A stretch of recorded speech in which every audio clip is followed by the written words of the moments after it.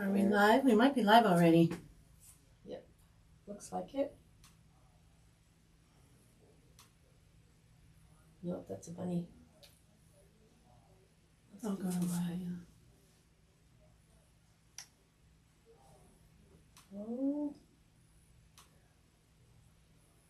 Oh, maybe. Let's try that. Nope. Crap.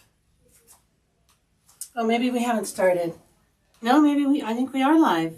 Are we hard? Yep, there we are. Are we there? Yep, we're there. Hello. We made it. If you heard that. So why is it?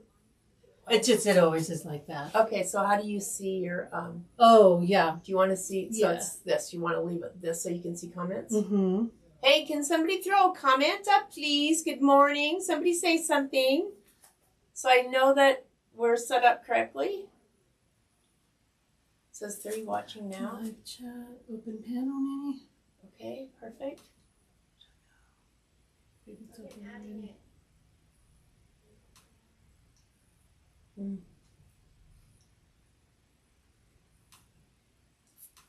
you do it from my phone. All right, not seeing the live chat. Oh, there you are. Everybody popped up all at once. Yeah. All right, thanks, ladies. I'm going to turn it over to Karen now. You guys have a great class. Yeah.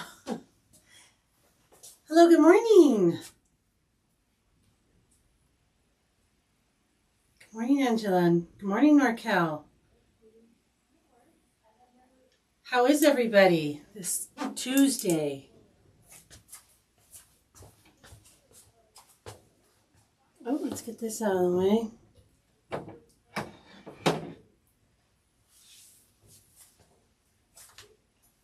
Good morning. Yeah.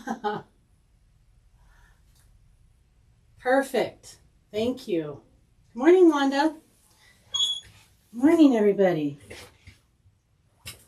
We are doing our sunflower house with the Riley Blake.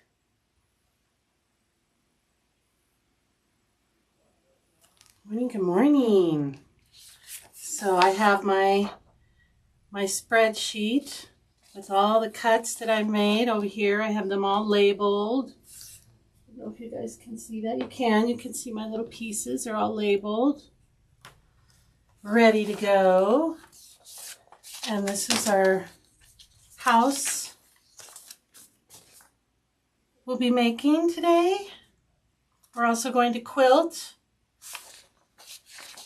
These are all of my thread colors that I'm using, which step they're needed on. So this spreadsheet is available to anybody on the A1 website. And if you were signed up or you also got it in email. Okay, but you can get it on the website. You don't have to be on the email list for this.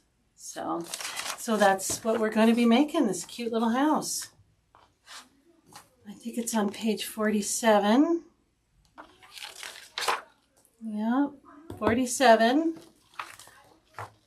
But first, we are going to quilt. And so the first two steps, I go over this each time, but in case anybody's new, hello from Michigan. My dad was from Michigan. The first two steps, step 1 and step 2, this is basically putting this piece together in the hoop. So you would lay it down and it would sew it together, and then you would fold it over, and it's all done in the hoop. But I did it outside the hoop. I just sewed it on the machine, quarter inch, sewed it on the machine. Give it a good press, and this is what we're going to quilt. Now, normally I would use a 6x14, but for some reason I loaded the 6x12, but that shouldn't be a problem because we're going to cut this, in the end, it's going to be 11x11. So 6x12 should be plenty big enough. And if you look at your clear blue tiles, you'll see there's a very light grid on here. there's little 1-inch squares. Okay. They're kind of faint, but you can see them. And I'm going to line up the 3 inches at 3 inches. I'm going to line that up with my seam here. Okay. Because when we cut this, we're going to put our 11 by 11 ruler like 2 3/4 up here. So I think 3 would be enough down here. That's how much we want to quilt down here. Up here we should be fine. So I'm just going to line that up with my seam 3 inches up. And we're going to take our water soluble. I think I want to move it over just a little bit because I don't want it to go so close. Let's see how far.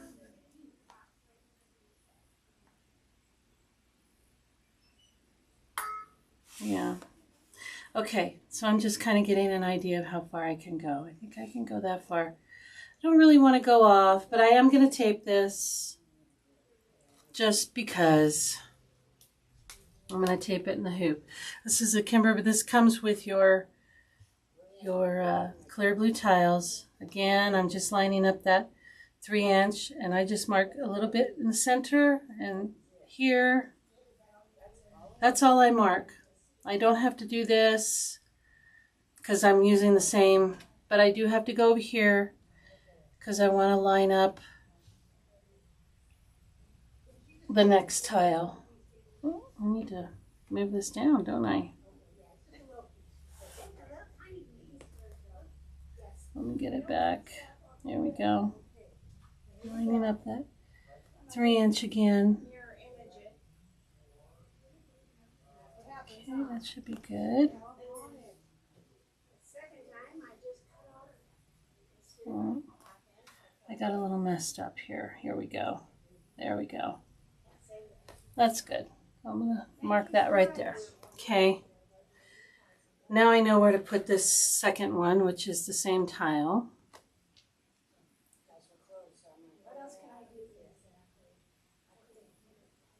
There we go. And I'm pretty good here. I'm not on the, and I'm going to line up the 3 inch because I want it to go down at least 3 inches. Okay. Doesn't have to be perfect because we're going to cut a lot of this off. Oh man, I'm not a perfectionist by any stretch of the imagination. How are we doing? Any questions on that? You all know clear blue tiles, right? Okay, so now we're all marked up. We know what we're doing. Put this aside and we're going to hoop. I'm using the dime. I'm going to put this over here. I'm using the dime magnetic hoop. Put my book over here too. Okay. And I'm using the 9.5 by 14. Okay, comes with this plastic corrugated little spacer thing. Don't throw that away, you need that. And I'm going to put this about halfway. Okay. Well, first I'm going to put down my batting. Sorry. First I'm going to put down my batting. And I'm only using batting for the quilting. I'm not going to put some, I'm not going to put a no mesh or anything like that. I'll do that when I do the house. But for just the quilting, I'm just using batting. And I'm going to line this up. I want to make sure that I'm just kind of lined up. I'm not crooked or anything. Then I'm going to take my top and I'm going to put it up here. And I'm going to kind of make sure that's lined up. I can lay it down because I've got this here and this, so it's not, I can make sure that I'm lined up all the way around.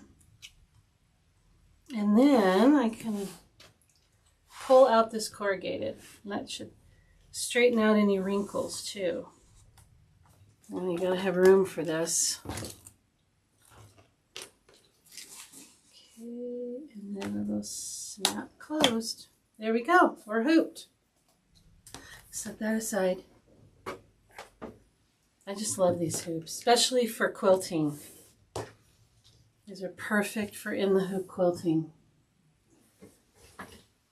Any questions on that? Good morning. Good morning, Brenda.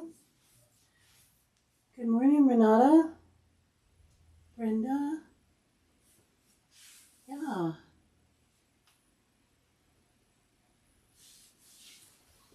Okay, so we're all hooped. We're ready to go. I've got my design loaded.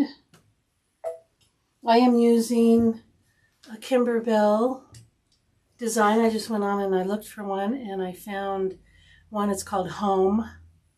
And it has little houses and clouds. So I thought that was cute. I'm using like a cream color.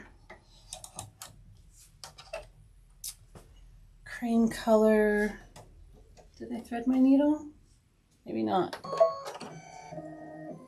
There we go. Okay, I'm going to move you over. Oh, let me get to close. Yeah, here we go. All right. I'm learning that. These camera angles. Okay, so we have that. We have this loaded, and we're going to use our laser light to line this up. So I'm assuming, let's see, we're going to go to embroidery, go to the middle. So I'm going to do my best to get close.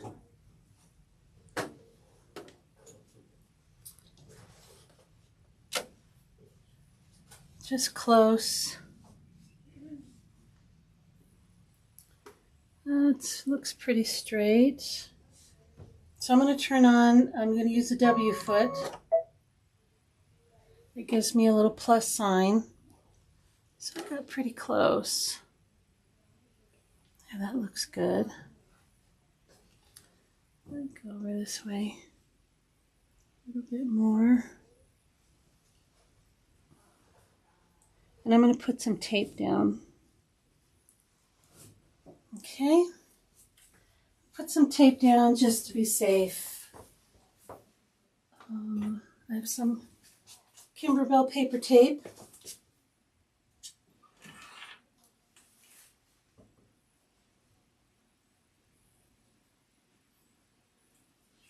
Traveling in Idaho, eastbound.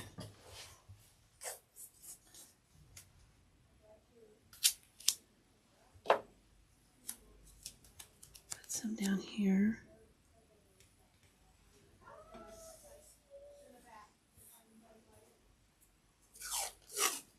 Some along that side.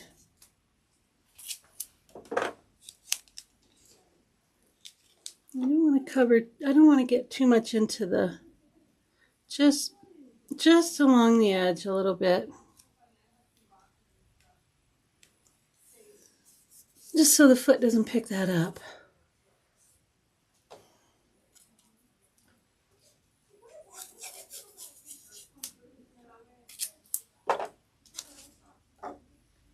Hopefully my arm's not in the way too much. I'm going to go ahead and scoot this out now that I have it kind of lined up where I want it. Oh, I know. Here we go. Okay. Put some up here. I don't think it's going much higher than that. We're still going to have to keep a close eye on it because we're not securing the material in the hoop. So we want to keep a close eye. There we go. We're still really well. Still doing good. Okay. That looks really good. All All right, I think we can go. We got the green button. I think we can go. Let's do it.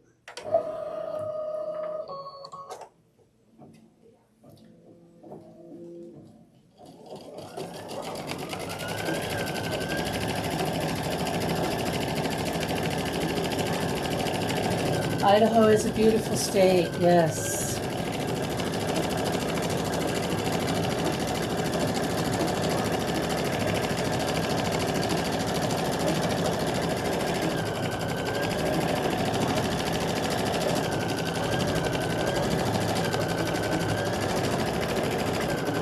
We could raise the foot a little bit if we think we're still going to have some trouble.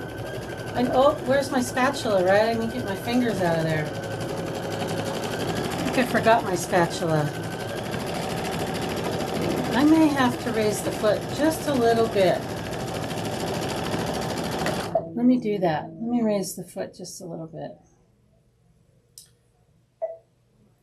Just one click. Hopefully that... You know, I don't like to raise the foot because it just doesn't stitch as well in my book. Whew.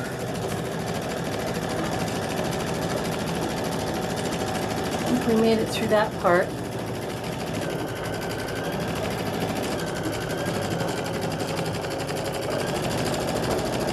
Oh, doesn't your heart stop a little bit when it gets right to the edge like that? You're just like, oh God, put your finger on the button.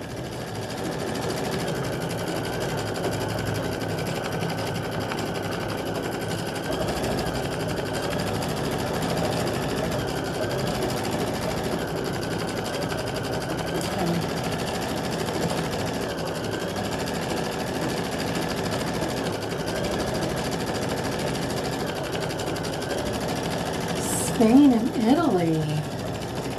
Oh my gosh. Don't be sad about missing what we're doing over here. That's going to be a lot of fun.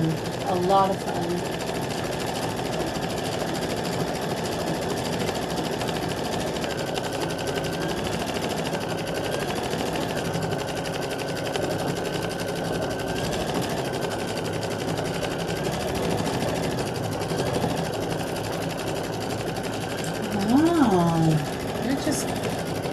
Little traveler.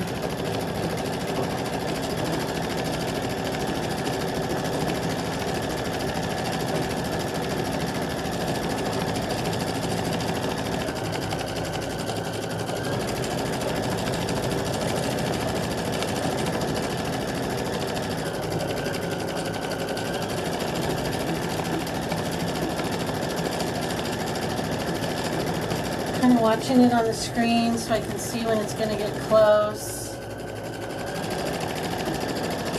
Make sure this all pushed down. It's not going to get down here, but this just helps it not move too. It's going to be 2 hoopings.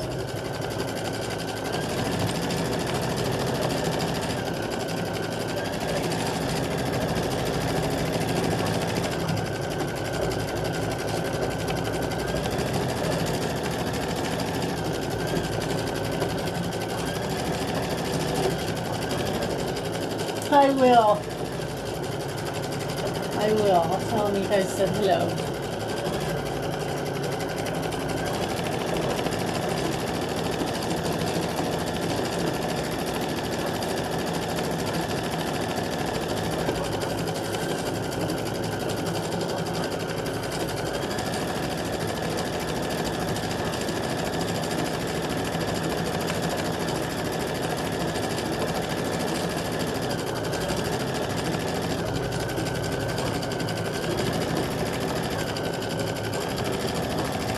Getting close. Hold your breath.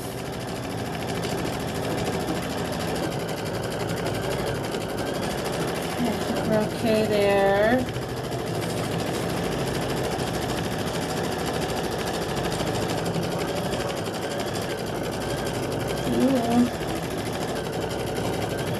Down and live. Wow, we missed the tape. We missed the tape. That's good. We didn't sew into the tape. That can be a pain, but like I said, we're cutting a lot of this off.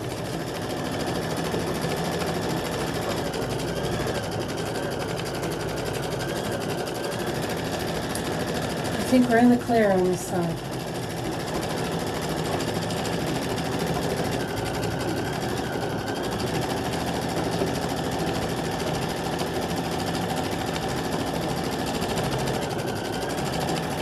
I think it's so fun to quilt in the hoop.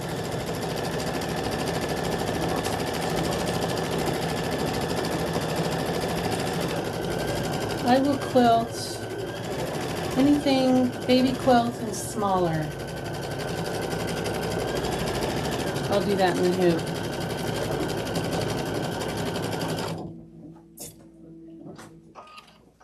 There we go. Our first side's done.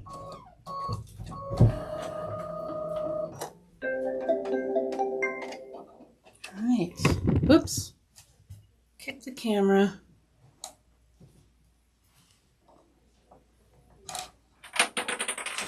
Okay. Did I unplug something? I don't think I did. Let me move you over here.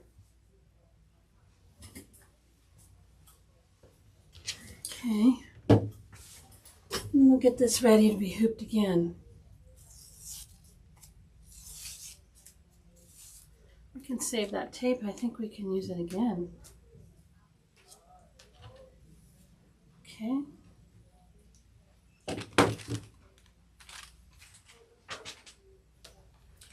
Okay, so we're going to get rid of this extra batting. Find my scissors here.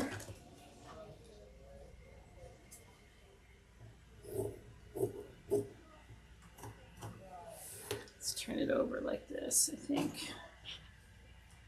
This is how I like to do it. Well, I guess it doesn't matter. I like to get close, but not like crazy close where I might put a hole in my background. That would make me sad. And I'm going to save this batting because they're nice big chunks.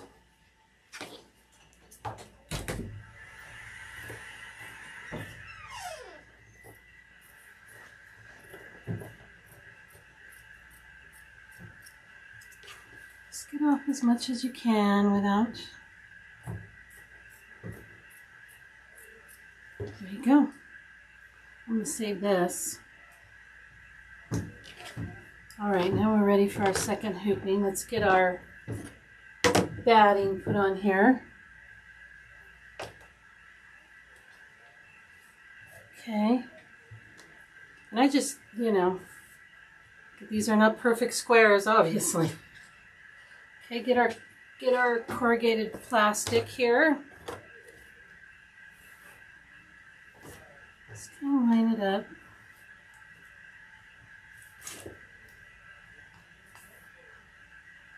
Just a little bit there, okay. Take our top. I'm going to lay it down and then I'm going to push it around until it's all lined up with the bottom part of the hoop. Okay, and then we're going to pull this out. There we go. Just as easy as that. And if you have the big hoop, you know, you can do a really big area on whatever it is you're quilting. I love these hoops too. Okay, we're nice and squared. So now we're going to do our second part here. Let's go back to the machine. And we're going to use our little laser light.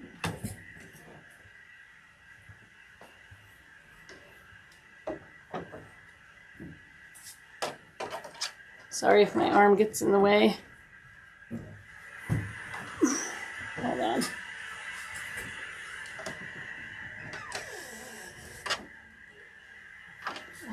I need to get like right in front of it. And that's where the camera is. There we go. Okay. So I'm going to do again. I'm going to do my best to move this.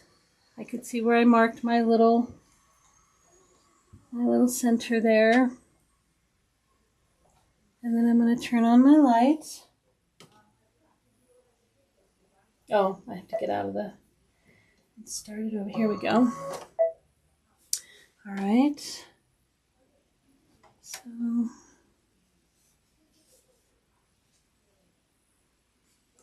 There we go.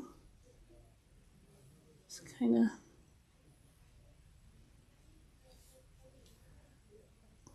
That looks pretty good. I'm going to tape.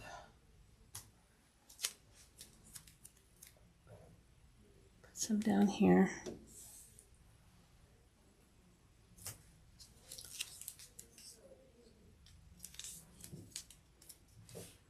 I just want to clip the edge.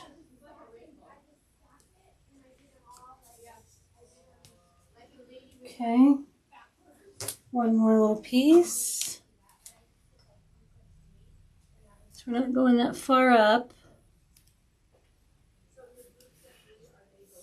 Okay. All right, I think we're good. Let's start. Oh, see, that's poking up already.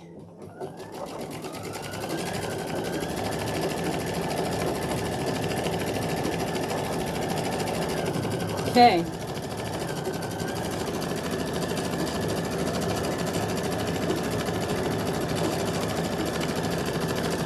Keep pushing that down just so.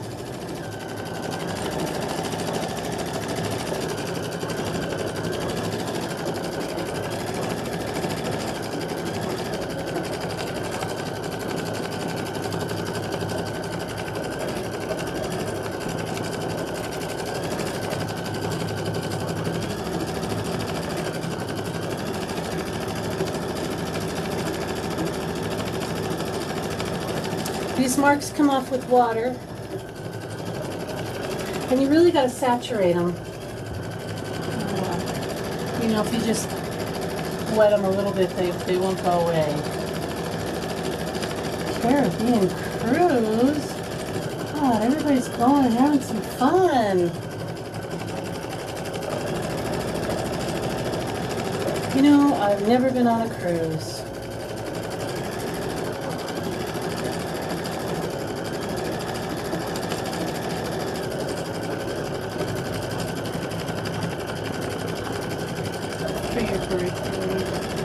Barcelona, oh my gosh. How fun. There's some good Italian coffee. That sounds so good.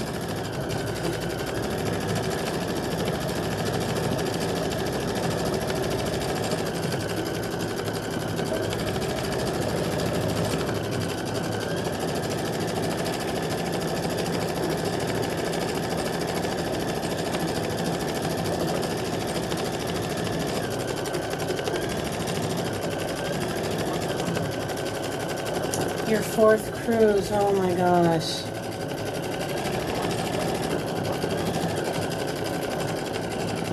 How fun.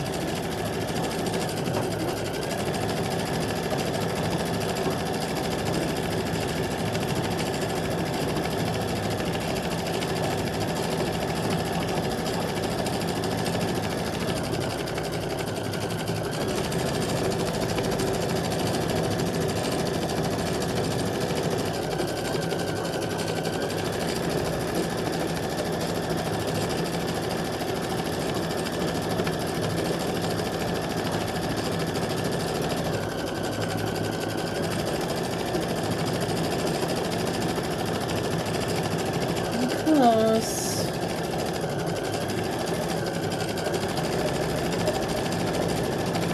Start right here.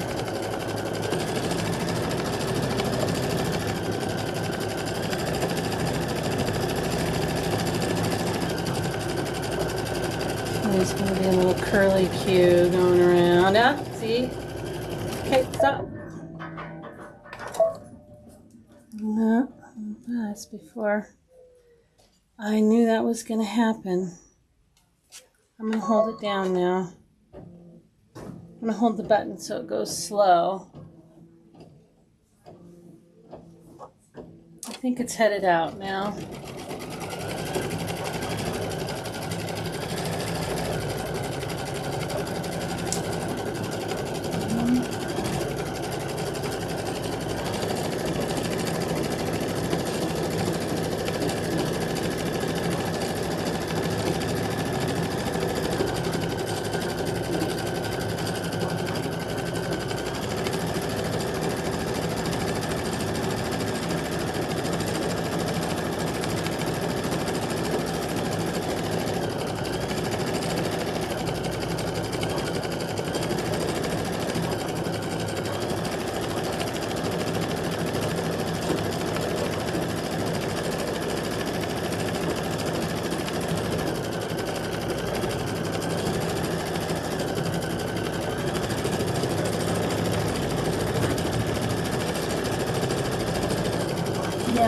Yeah, well, Margaret, this will be the last house that we do. We've done 8. This is our 8th one. They're all pretty much the same in the aspect of, you know, how we're doing it today. I will continue to do the spreadsheets with the cutting instructions, just because, you know, the cutting instructions that are in the book are just way too big. So those spreadsheets will still be coming. I'll probably, you know, because I have to make the last 4 myself, and then we'll put it together. We'll put it together. Okay, I think we're good. That's as far as it's gonna go. Yay!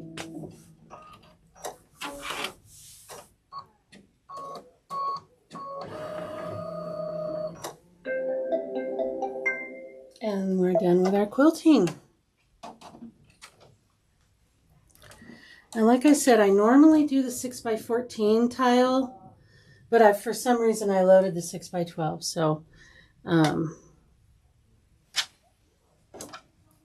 So, there we go.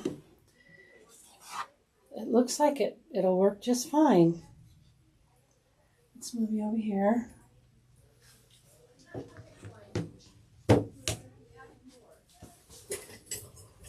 Okay. Take it out of the hoop, and we're going to get it ready to do the house. So we're done with this hoop. I'm going to use my regular 8x12. I am doing the 8x12 size. There is a 6x10. 6x10 is wall hanging. 8x12 is lap. It's a lap quilt. Okay, we're done with that one. Let's get this ready.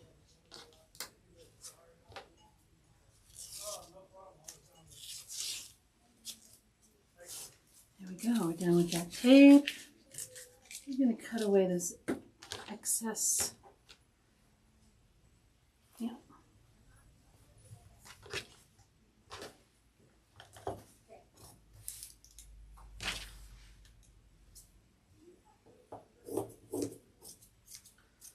Don't cut your project. It's easy to do. Ask me how I know.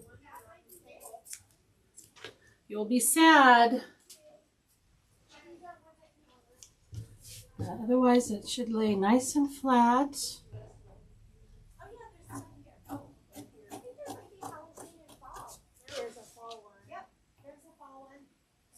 Right along the edge here. I think they're only just a square packages for Halloween. And this lifts up a little bit. We didn't go all the way to the bottom.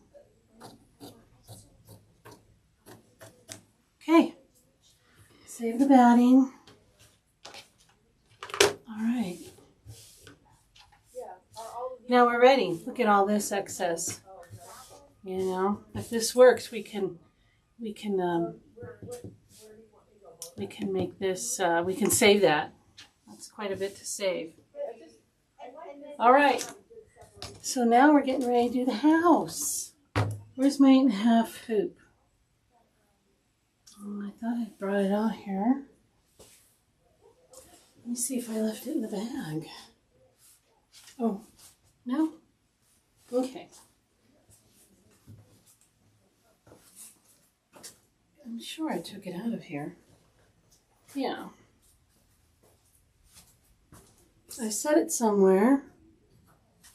Oh, here we go. I found it. And I have a piece of no-show. No-show mesh, that's all I'm using. I know the directions say to use tearaway, heavy tearaway. And but because I have batting now, and we are going to float this.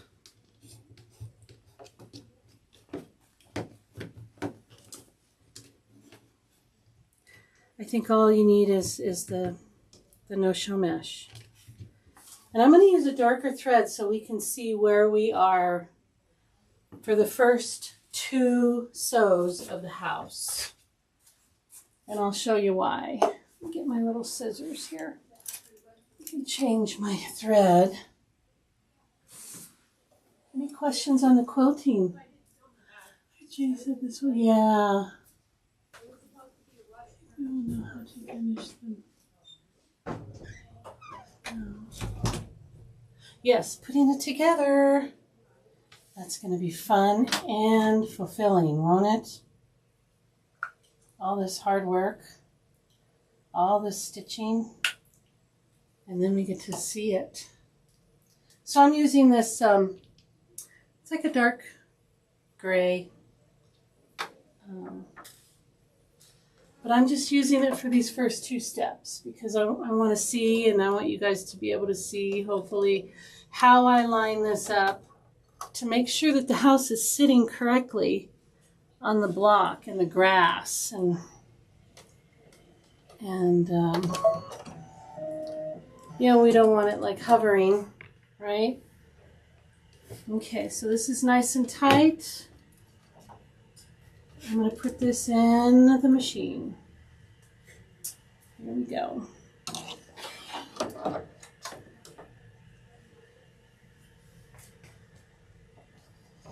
There we go. Okay, carriage is going to move. I'm going to load my house block. It's on a USB. House. Okay. Embroider. So the first 2 steps are 2 lines that go this way. Okay. Make sure I don't have any wrinkles in my. It's going to go 2 long lines this way. The first line would be where we lay down our material, and the second line is where they're going to sew them together and make the seam that we have here between the grass and the background. So those 2 lines I'm going to stitch out without putting down the material.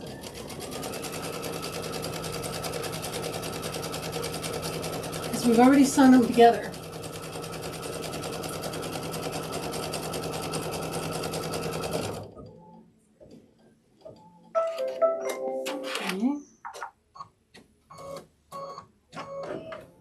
I'm going to sew this line too. This is where they would sew together. And this is the line we care about when we're lining it up. This is top line. Because that's the seam, right? That's the seam we made. So hopefully that makes sense to you. Don't line it up with the bottom one.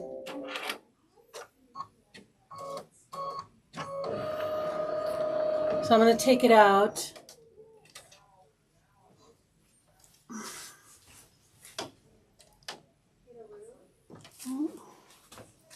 The camera is exactly where I need to stand to get a good leverage on this without messing it up. There we go. So hopefully I don't hit the camera. There we go, I got it. Okay, let's go over to here. Hopefully you can see what I'm doing. Let me zoom in.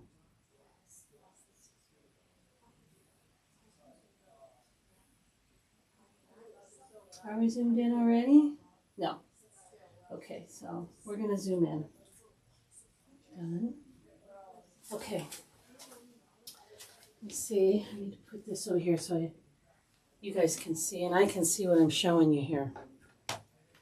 Okay. So we see these two lines. This is the bottom line. This is the top line. I need to line up my seam with this top line. Can you guys see? Oh, yeah. Nope. I need to go this way. So I'm going to line up this seam with this top line. Okay. Well, hello, Miss Cindy. Thanks for joining us. How are you? So it's going to hang over on each side, but that's okay. We just want to make sure that it's lined up. And I'm going to put some tape down because I don't want it to move when it does its basting stitch around. Okay, then the tape isn't necessary. So I can lift it up this way. I don't know, you really can't see the seam anymore, so I have to put my finger there. It looks pretty good. That looks pretty good. And that looks pretty good. Okay. All right, so I'm going to put some tape down because if I can find the end. Here we go. Here we go. It's just until it does its basting stitch, which is the next step.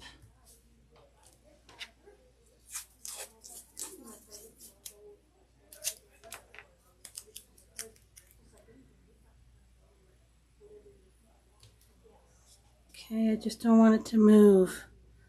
I want it to be as straight as possible.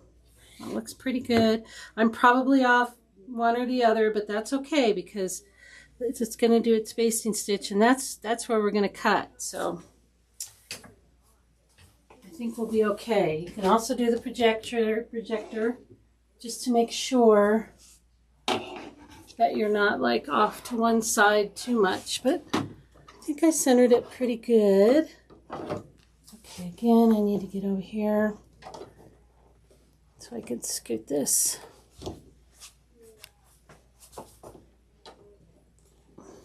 There we go. There we go. Okay. So let's see what our basting stitch looks like. Because that's the box our house is going to be in. I think we're going to be okay. Here we go. I'm going to do that in the dark color too. You take this stitch out. So, let's move you back over here. Right. Sorry. It's just a basting stitch.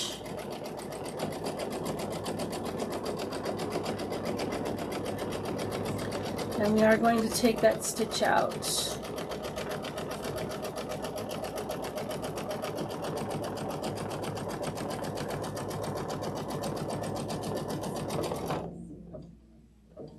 And we can also, let's see, I can do that. Let me show you. Let me show you where the house is going to land. Let's just double check everything. So we need to be at stitch 0, right? So we'll go to plus minus, and we'll go to stitch 0, which goes move up. Okay, we're at stitch 0. Let us just look at the house. Let's do the projector. Let's see. Okay, I'm gonna do the projector. The carriage will move. Okay, so here's our house. There's the door. Oh, look, we're right on. You can see that, right? Can you guys see that? Let me see. Yeah, you could see that I'm lined up right here. Right? Wow, this projector on this Avenir, right? Holy moly. That's nice. That is really nice. So yeah, you could see we're right lined up where we need to be on the grass. Our house is sitting just on that seam. So we're good. Oh, the Jane Austen bag, isn't it cute? I love the Jane Austen bag. That was the medium size. I want to make the bigger size and see what that looks like. So that's, yeah, I'm going to do that at home. And I'll bring it in and let Jeannie show you guys. Oh my gosh, yeah, it's so cute. So cute. Okay, so look at that projector. I'm just like in awe of this projector. Let's just take a moment to appreciate the projector on this machine. Wow. Wow. Can anybody say wow? That's amazing. Okay. Enough drooling, right? So I think we just turn it off this way. And we'll go back to our, where we were. Let's see, that's stitch 1. Oh, I went the wrong way. I'm like, what is that? Okay. 2. We did the box. And now we're going to do the outline, the placement line for the house. And let me get my book out, right? We need to follow our directions here. All right, let's see if you can see that. We're going to need a fabric U. That's kind of dark, huh? Fabric U. We need fabric U for the house. It's going to be a placement line for our house. I'm using the markers that I made that we're going to make. That's coming up. That's another little sew along we're going to do. That's going to be fun. I use them all the time. And I like that they're big and I can really see them when I have all these little pieces. So let's see, what color do I want to put in? Let's see what color is the first color. So we're doing a light pink. So I'm going to put that in. What did I use? That's on my spreadsheet. Get my spreadsheet out. Step 10, I'm using Exquisite number 305, which is a light pink. It's this little pink here. That's going to be my first color I need, so I'm just going to put that in now. Okay. It is. You're right. It is a lot of extra. And yeah, you can do that. You can, all of this hanging over. Yeah. I mean, we're gonna cut probably an inch or so above this box all the way around. But yeah, all of this up here. Yeah.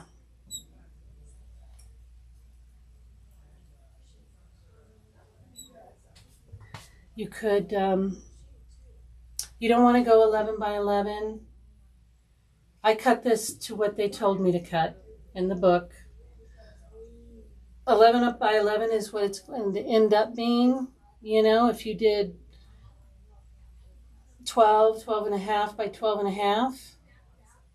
So if all of this is going to be 12 and a half, and you can figure out we're doing 3 inches below here. So this would be 3 inches, and then 3, 6, 9, 12. You would do 9 inches here, you know, and I don't know, 12 inches this way. That might get you there. It's quilt math. I despise quilt math. Does anybody else despise quilt math? It hurts my brain. It hurts my brain. I'm putting the pink in.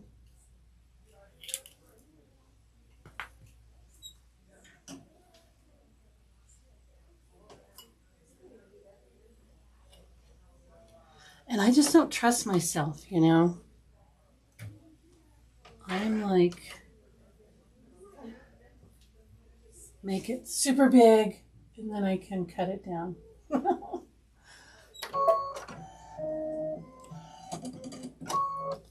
Okay, placement line for our house fabric. I did not put SF101. I don't think I put it on anything this time. It doesn't call for it. Hopefully. Because honestly, I usually put SF101 on everything. So let's look at fabric U in the, yeah, it doesn't call for it. Nope. Yeah, if I remember right, it doesn't call for it on any of the little pieces for the house, but I usually do put it on. Okay, so we're just going to cover up that placement line, and it's like right there. Okay, and we're going to tack it down. And then I'm pretty sure we're going to trim. Quilt math, right? It's just, ugh. Like trying to figure out how much you need for a backing, or even how to cut if you're doing like a lap quilt or bigger. It's like, how do you cut it? I will buy 108-inch fabric just so I don't have to figure it out.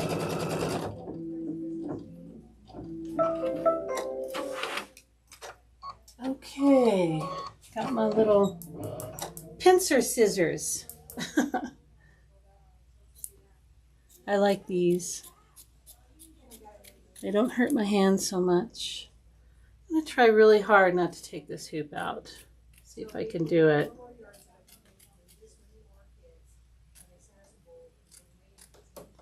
This is going to have a satin stitch around it, so I don't have to be super perfect. And I'm not, what is the word, ambidextrous, like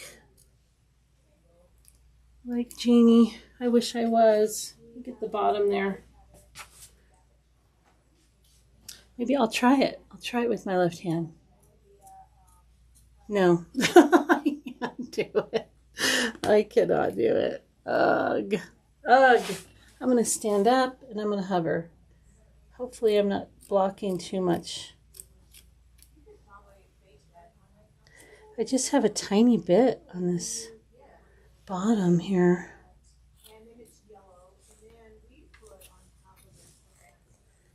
Oh. Maybe next time I'll take it out of the hoop. Not sure that was easier, but yeah.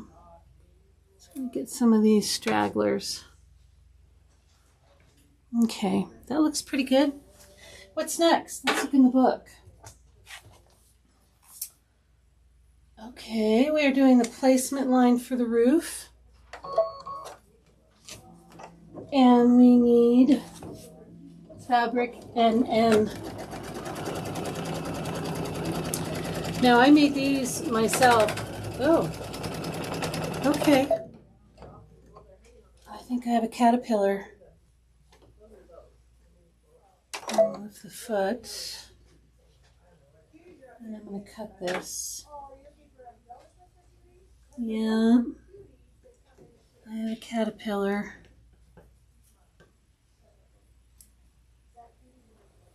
Oh. See my little caterpillar? That right there.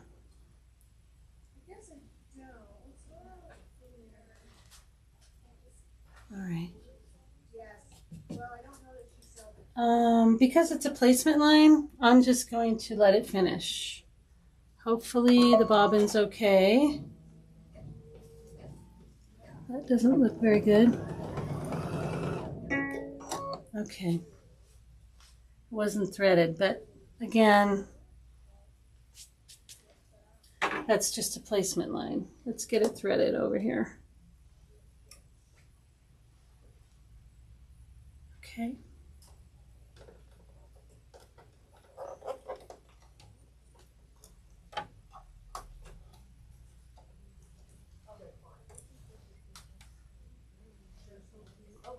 There we go.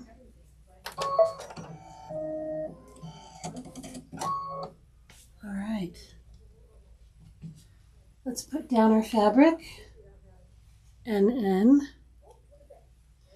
when we do the class, whoever takes it, whoever wants it, I can send them the file to do the double letters. I did it in Embroidering, and not everybody has that, so yeah, I just figure I'll give the file to Jeannie and she can send it to whoever wants it, because sometimes you need the double letters, you know.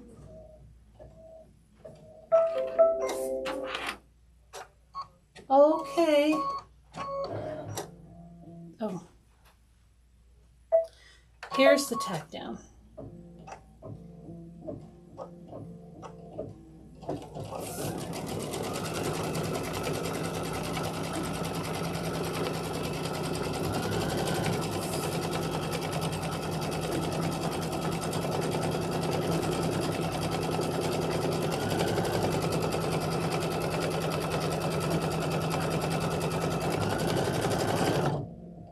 Okay.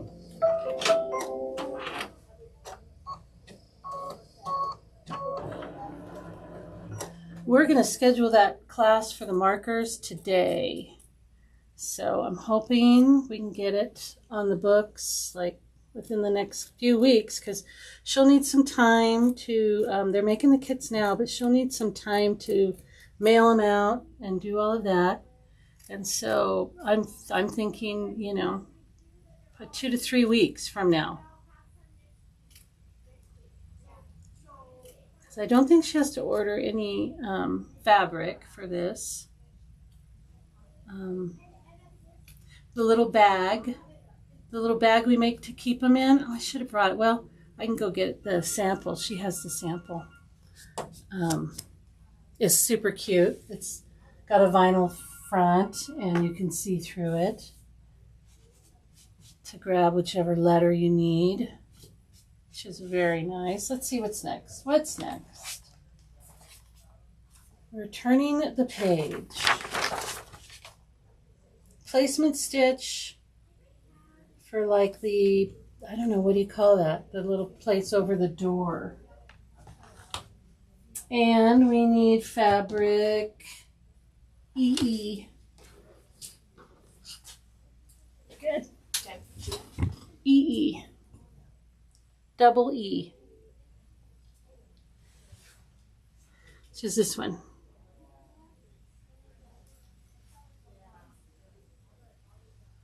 Are the markers for another? Yes, they are. They're coming up. It's coming up. Placement line for that.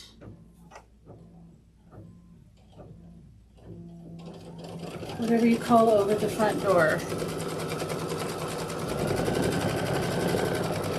Yes, it's going to be a class. We're going to make the bag and we're going to make the markers. Alright, well, hopefully I cut this big enough. Did I not? Ooh. Ooh. I think I cut this big enough. Darn it, that's really cute. I don't have any more. Why would I cut it so small? What did I do here? Yeah, I cut that too small. What was my measurement? Let's see, this is step 9. 4 by 2. Yeah, I'm going to have to change that to like 5 by 2. Yeah, I'm a little short. I'm like a 1/2 inch. Okay, so I'm going to go find some pink. And we're going to be okay. Hold on just a second.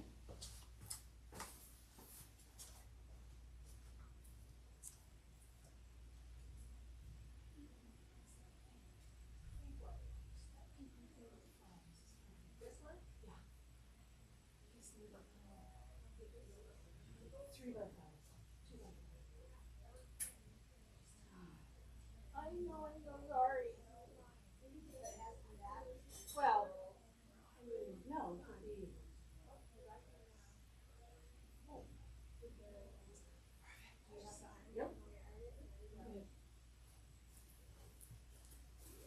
Okay, I found some. And it's cute too. We're going to do that.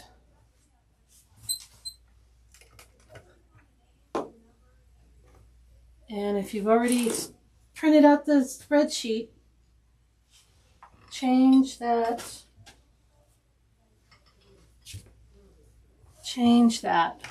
to 5 by 2 at least. Give this a quick little iron.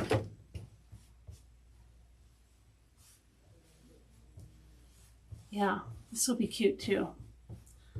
Not as cute as this, but cute nonetheless. Okay. I'm going to go ahead and lay that down. It's a little wrinkly, but we'll get through it.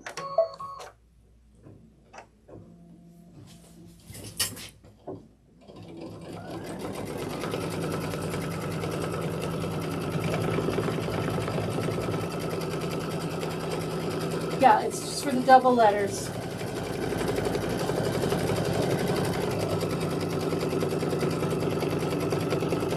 Because I needed double letters for this project. I needed it for the Americana pillow. I feel like double letters are in a lot of patterns. It also yes, there will be a kit. It also comes with the file from Embroidery Garden is where the actual pattern comes from. Has numbers and the capital letters that I'm using, and it also has the small letters. What are those called? Not capital. The little ones. Oh, this is cute. This isn't so bad. Okay, so I need to get my hand around here.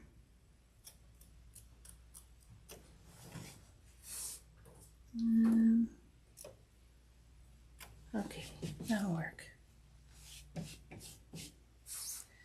Okay.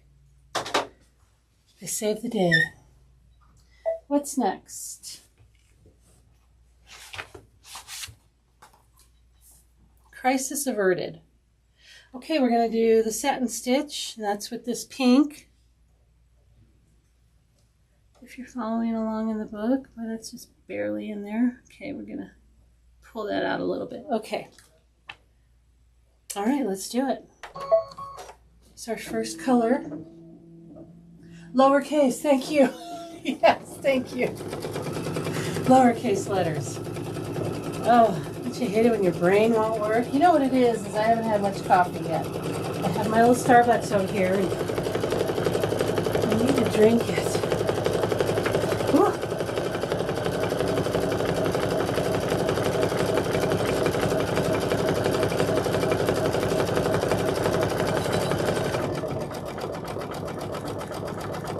Thank you. Yeah, I just got those done. I really like it too. You know, sometimes when you're in there and you're picking out your color, it's like, and they're like hovering over you because, you know, you're in an assembly line type situation. And you feel like you gotta pick really fast, you know, so you pick one and then the whole time you're like, oh my God, what's that gonna look like? That was one of those. I was like, I don't know what that's gonna look like, but I really like it. I really like it. I thought, oh, that's so skin tone, but no, I like it. It's pretty. Thank you for noticing. Yes. Yeah, I get them done over at, if you're familiar with the area, Summit Mall, which is,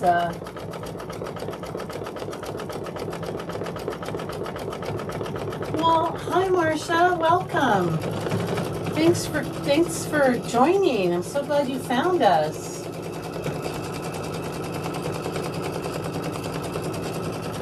Now there's a place over in the Summit Mall, it's called Legacy Nails, I think. And I've been going there since they opened, like, I don't know, forever ago.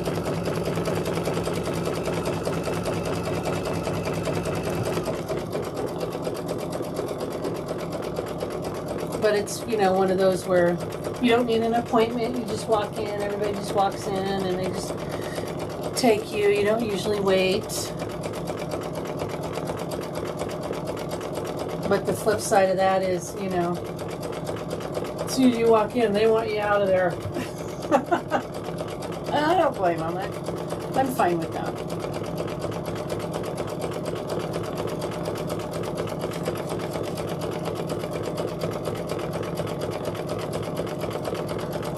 They do pedicures and a few other things.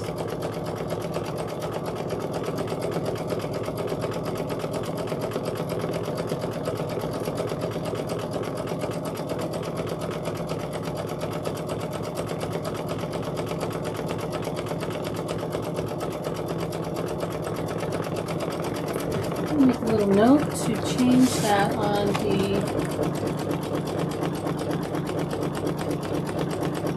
change the size of double E 5x2 on the main spreadsheet.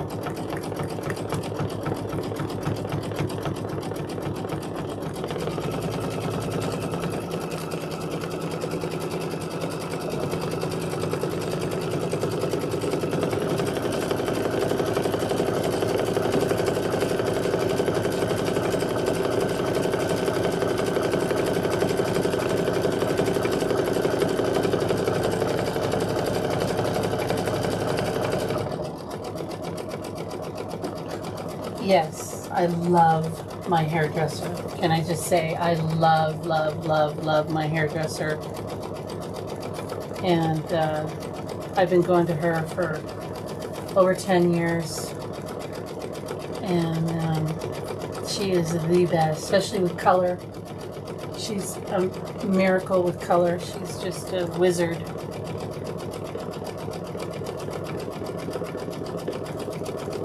And she's adorably sweet and cute, and I just love everything about her.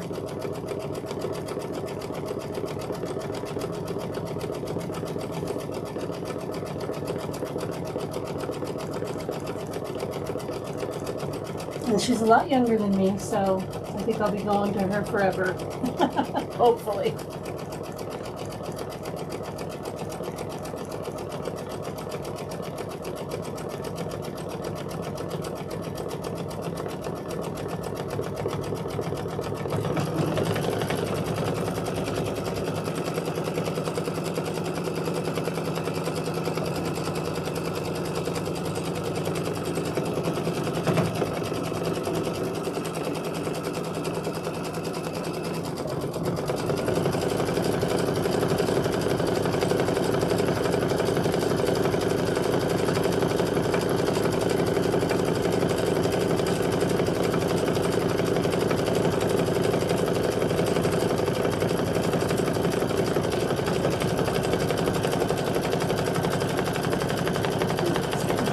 Here, I'm going to plug in a little fan I have. A little tiny fan here that I can plug in. We're just stuck. Let me see. It's just stuck here.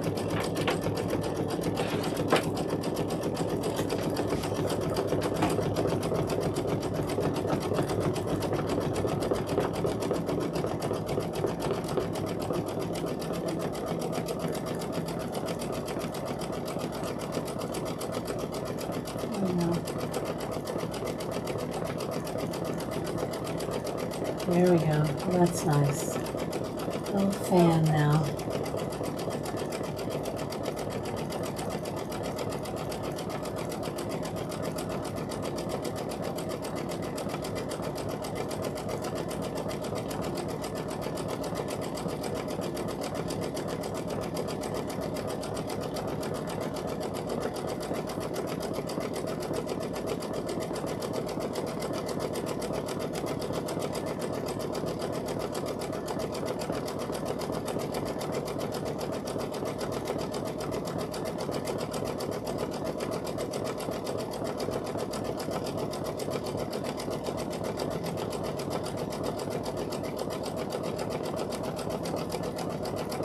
Okay, we're almost done with that. Let's see what's next.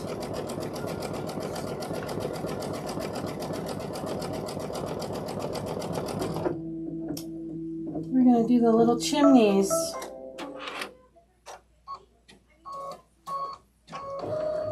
And then we need fabric F, just little tiny pieces. Let me make sure. Okay, so I think these are, so there's two different sizes. And this is step 11, so step 12, we need the 1.5 by 1.5. Yeah, we need the bigger ones. So we have some teensy ones, and then we have the 1.5 by 1.5. So we need the bigger ones. This is for the middle of the sunflowers.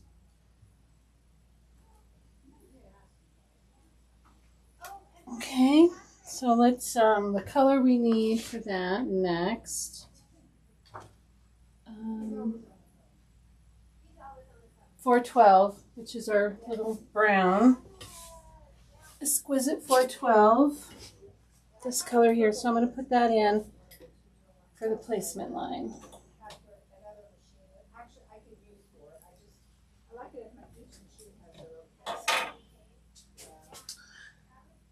How much rain did, oh, we got a lot of rain. Well, we had one day where it came down.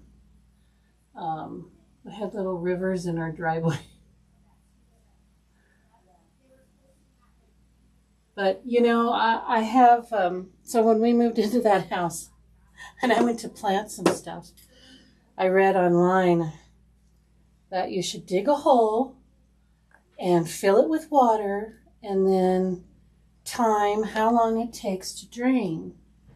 And, you know, it says if it's so long, you've got this kind, and, you know, and you need to know how fast or slow it drains. Well, so I did that. I dug a hole and I got the hose, I turned on the hose, and as fast as the hose went in, the water went into the ground. I mean, I have like sand. I mean, it just soaks up water.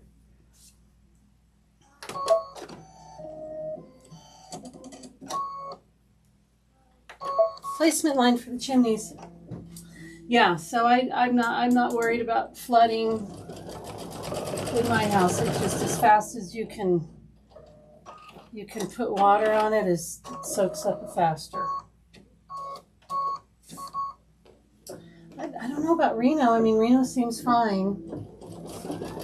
The Truckee River, you know, runs right through the middle of Reno, and I don't think it was even close. Although that has flooded in the past. Oops. So that is a concern. So I have two little pieces instead of one. They want you to do one big piece, but I just did two little pieces. Just make sure they don't get cattywampus. We do both of them at the same time. And then we're going to trim. Okay. Okay. Get my scissors. Put my scissors. Oh, here we are.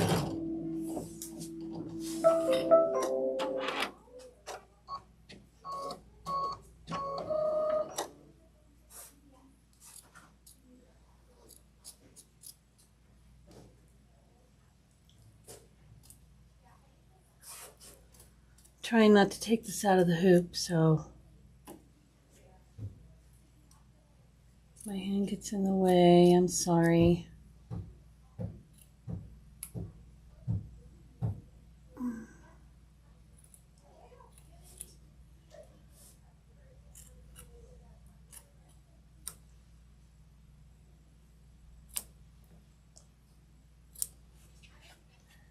Boy, I'm just making a mess. Okay.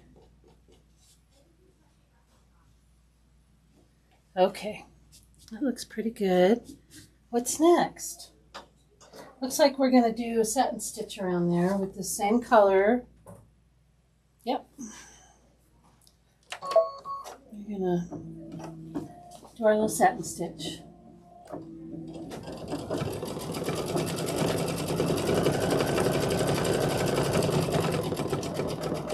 Yeah, was there a flash flood in Reno? It can happen. It can certainly happen. That Truckee River is a raging, I would imagine.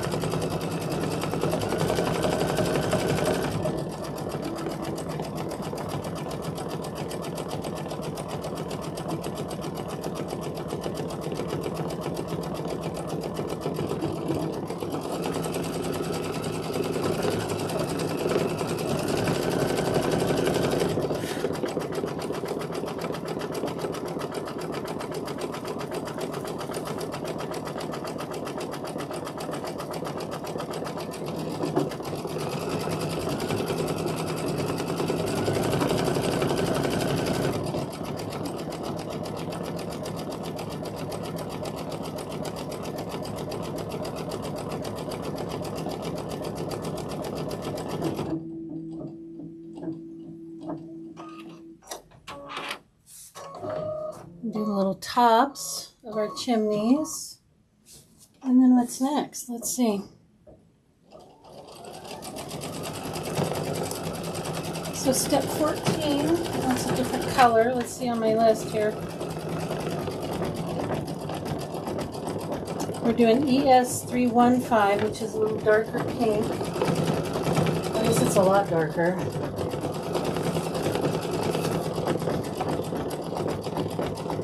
This color here, pretty dark pink. What's next? And it's going to go around the chimney, I think. Yeah. Or not the chimney, it's going to go around the roof. We're going to go around the roof with this color. Oh, that's going to be pretty.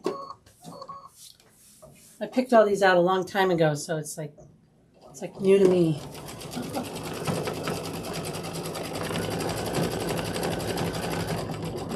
Oh, red rock. Oh, okay. Those people had some flooding, huh?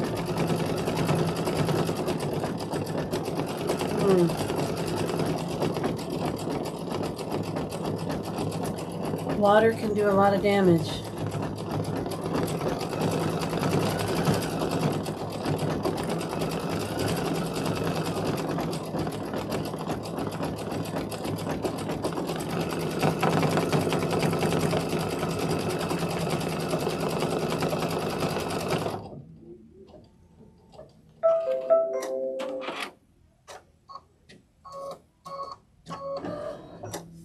Okay, let's change colors to our pretty pink.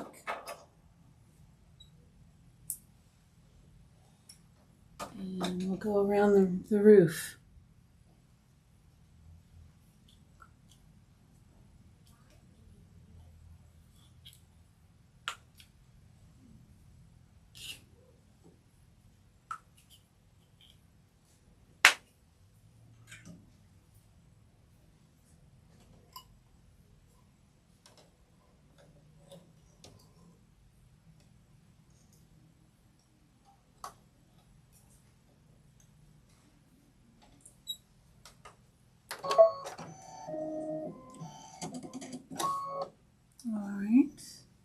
There we go. Oh, wow, I really get in the way when I thread, huh? Sorry about that.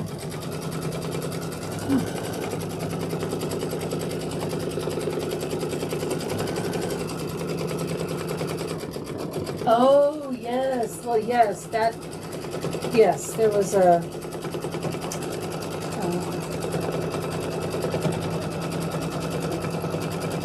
like the whole road was full of dirt.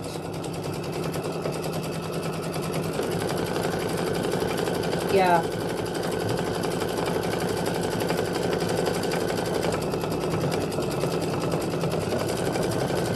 Yeah, I had to come into town the next day. It happened at like 7 o'clock in the evening, the day before I had to come into town. But they had it all cleaned up by then. they're still working to secure all that dirt. Still working on that a little bit on the side of the road. It's like a mudslide.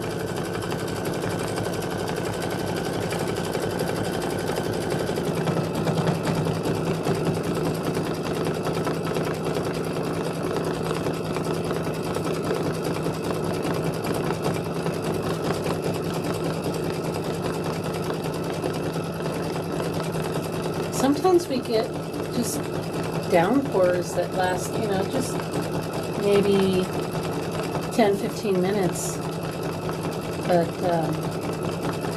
it dumps a lot of water in that time.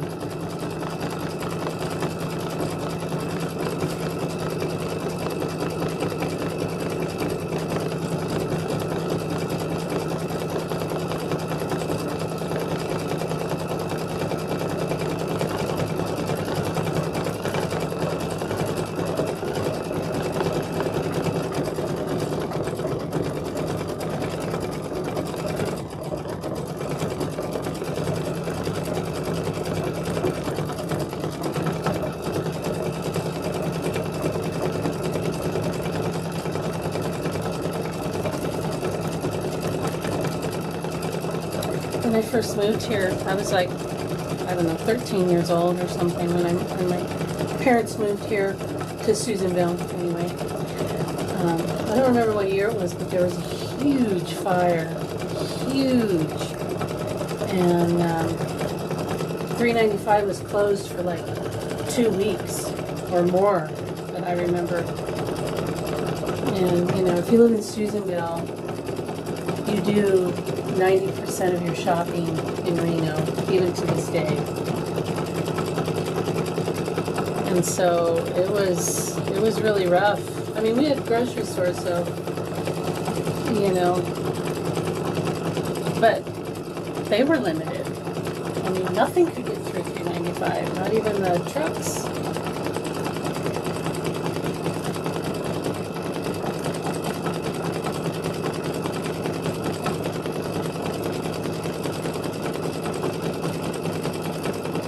.395 is a pretty vital highway, especially to our little towns.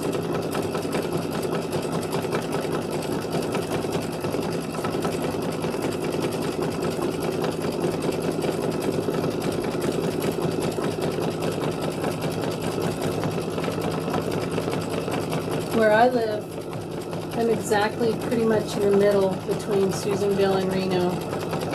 So I just always come to Reno to do grocery shopping and any kind of whatever I need, because, I mean, Susanville is a teeny tiny town and it's the same distance, so I rarely go there. My daughter lives in Susanville, so I go there for her, to see her and visit her. But that's about it. And there's a cute little quilt shop in Susanville, believe it or not. It's called the Country Quilt, I think.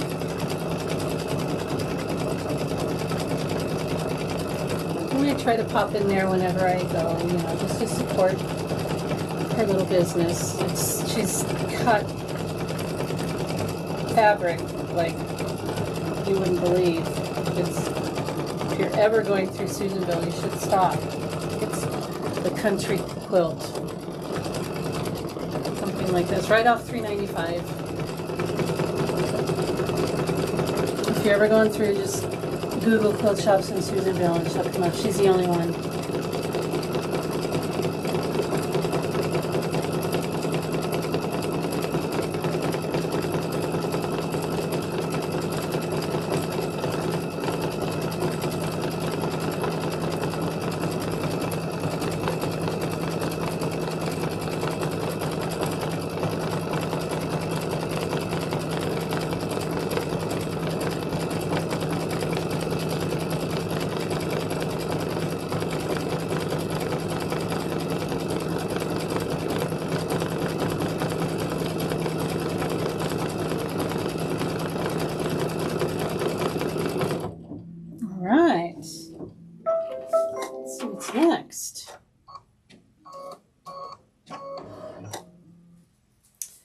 doing a placement line for our window.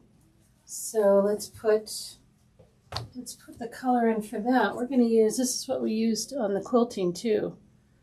So this is Isacord 0660. It's just a nice little light beigey color. And we need fabric G. This is what we've been using all throughout this quilt on the windows. Just cute little material there. So we're going to do a placement line first. Fabric G. And let's change our thread.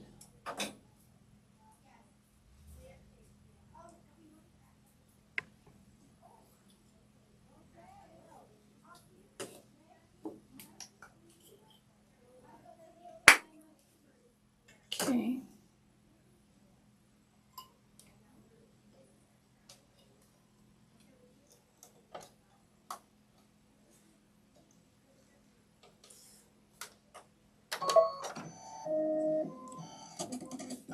Placement line for our little window.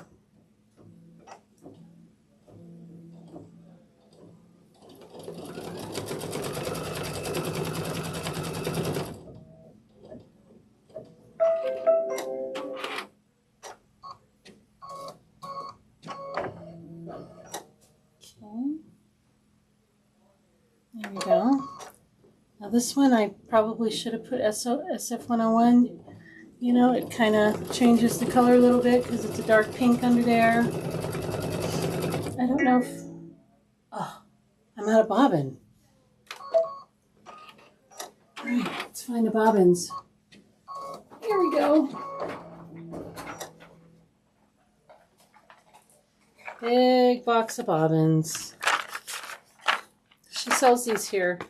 I have one and it's lasted me like a year and a half, and I still have 20 or so left. Okay, so I need to take this off. I need to do it carefully because I'm at the wrong angle. Let's see. I'm going to have to stand up.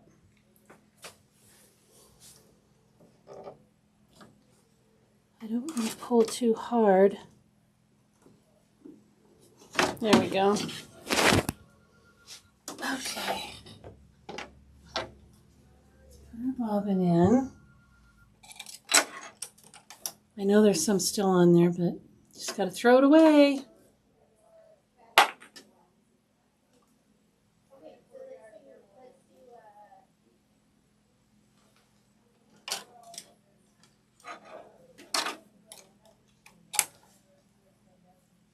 All right.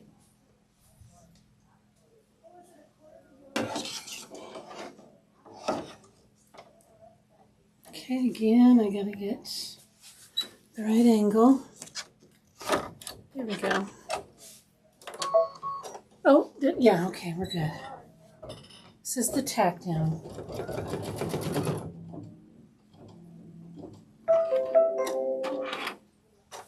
Okay, then we're going to trim.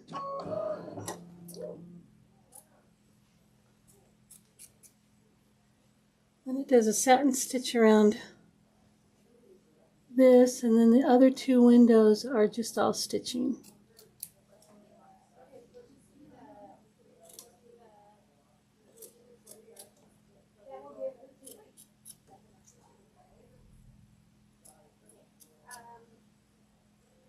Okay.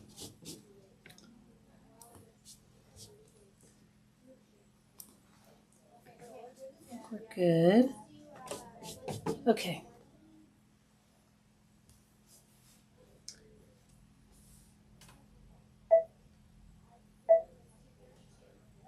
Okay, looks like we're going to do the stitched windows first.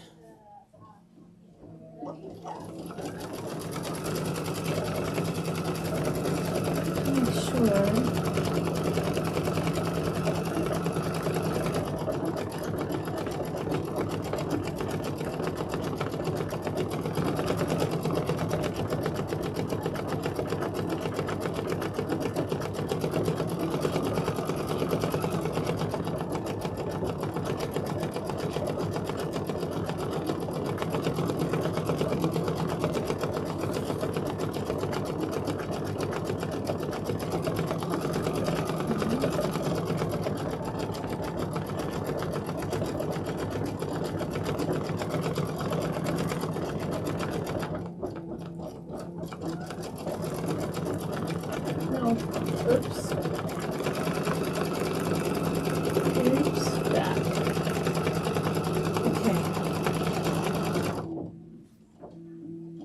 There we go. All right. Hopefully I didn't mess. No, I don't think I messed you guys up. What happens when I start pushing buttons?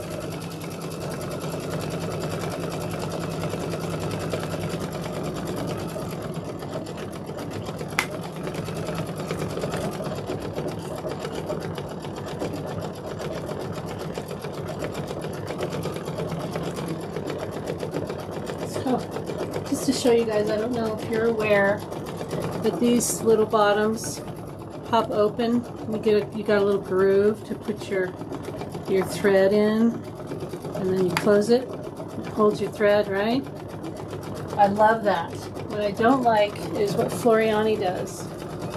Floriani has this little ring that you have to snap on, and then when you put the thread in, it like clicks into these little plastic that can shred. It shreds your and it weakens your thread. Floriani needs to change this. I don't like that.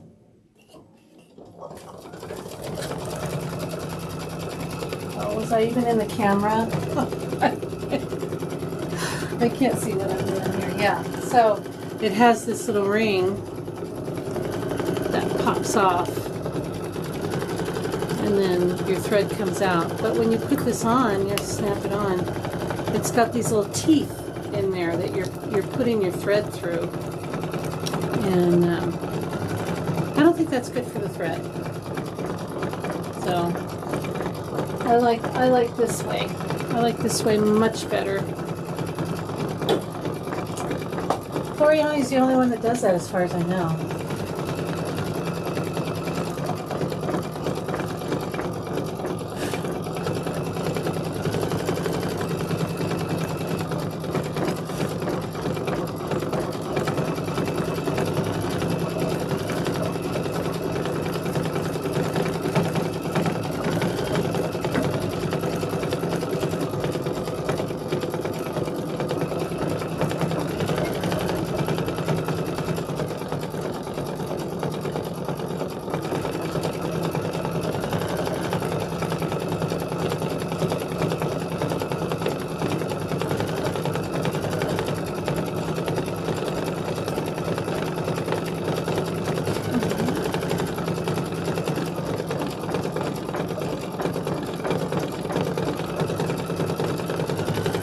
So who's doing Kimberbell Day with us? Anybody in here doing Kimberbell Day with us? On the 3rd? It's like a week from tomorrow.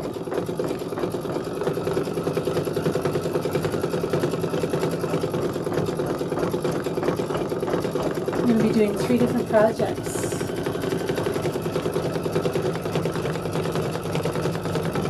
Jeannie will be doing one, Michelle will be doing one, and I will be doing one.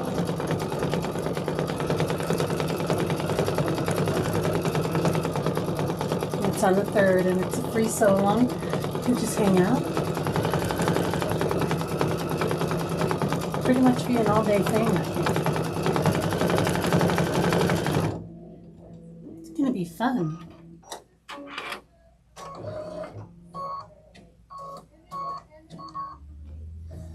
Nice. We'll see you there, NorCal. Do you have any of the kits? Are you making a specific project? Are you doing all 3, or are you just going to hang out and work on your UFOs? Either way, it's going to be a great day. It'll be fun.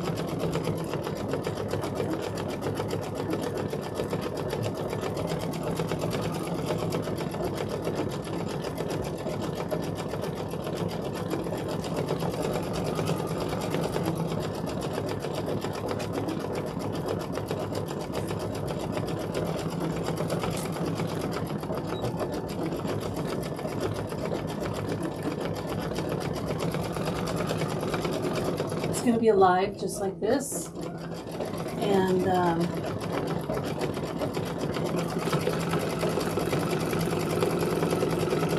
cool. Which ones do you want to do? Do you want to do the pillow? I'm doing the pillow. There's a mug rug and there's a zippy pouch.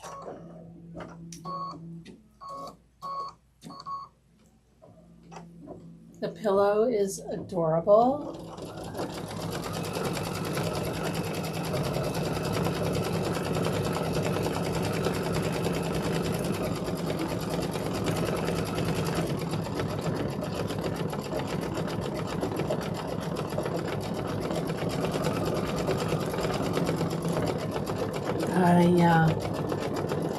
Yeah. Some machines are so picky.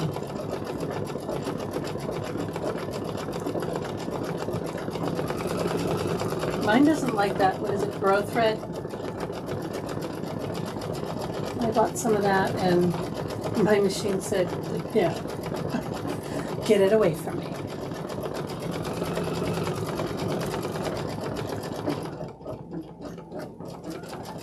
So I just kept like the white and the black and the gray for like hand stitching stuff and got rid of the rest.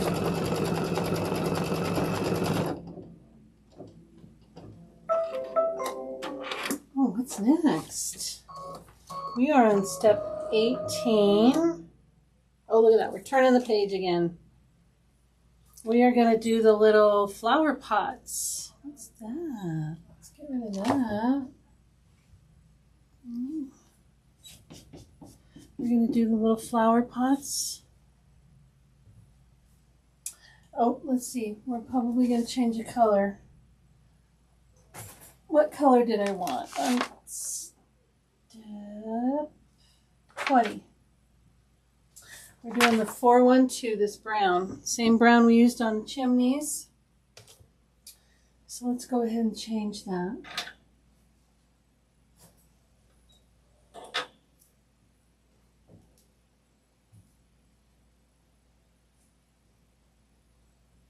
Oh.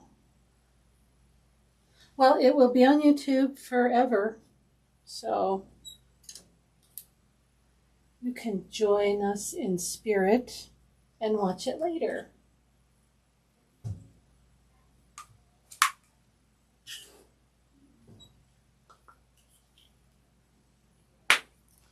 You'll be learning some fun techniques, especially with the pillow. The pillow is it's 3 hoopings.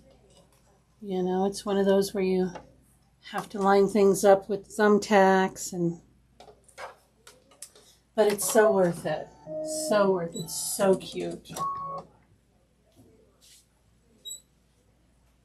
Okay, we're going to do the placement for our little flower pots.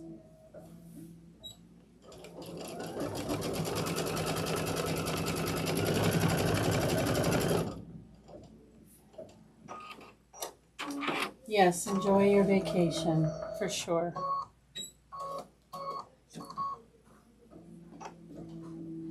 We'll always be here doing something.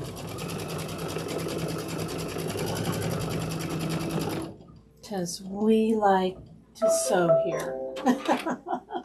We like to stitch. Okay, so we're going to need W. Here's our W. I don't know if you can see that. We use that light. Can you see that better? Yeah. So this is W. 2 little pieces for our flower pots. There we go. There's 1. There's 2. Make sure it doesn't move. I forgot my little spatula. Ooh, I got close there. But we're good. It's like 1/8 of an inch.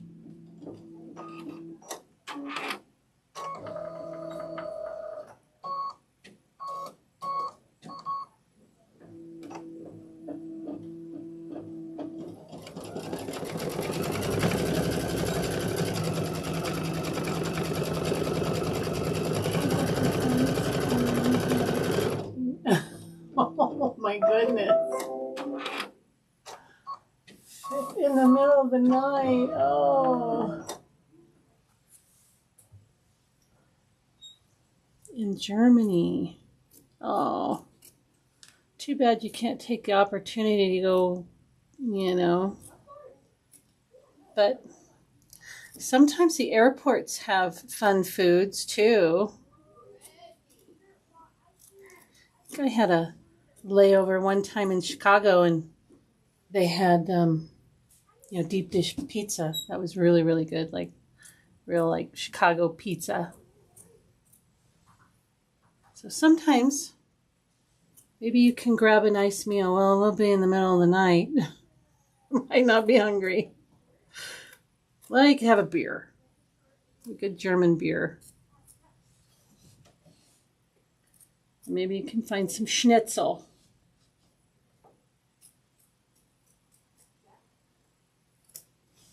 Okay, let's see. How did I do? I could do a little better. I think that's good.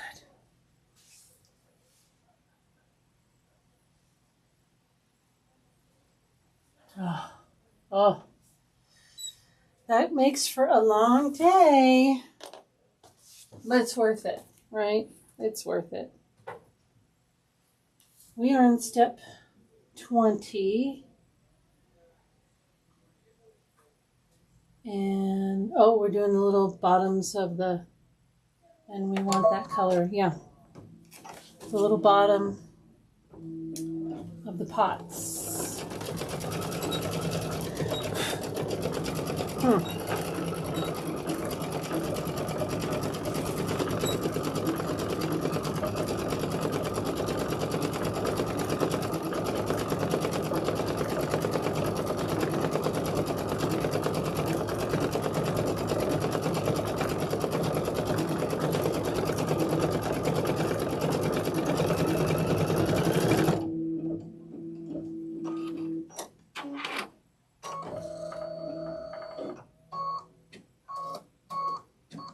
Yeah, it does make for a long, long day, but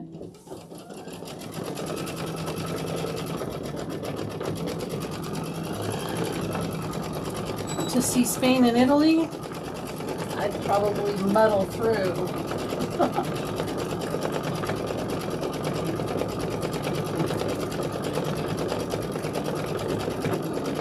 It's hard though, you know, airlines are not what they used to be.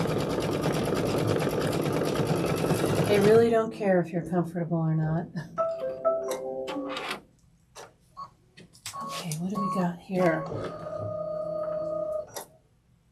Oh, we're going to do the stems for our sunflowers. That is step 21. And for that, I wanted the Isacord 5531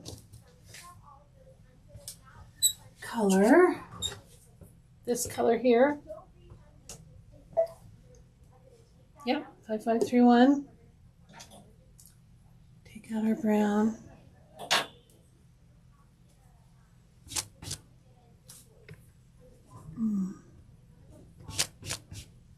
Okay. That looked crooked, but oops, it's just the way the stitching is. It's fine. Okay.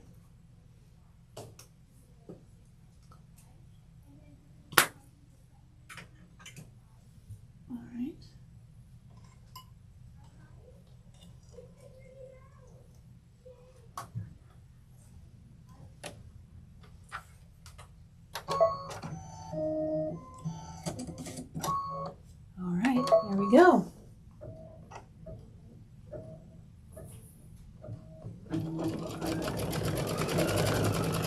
Yeah. We're going to crochet.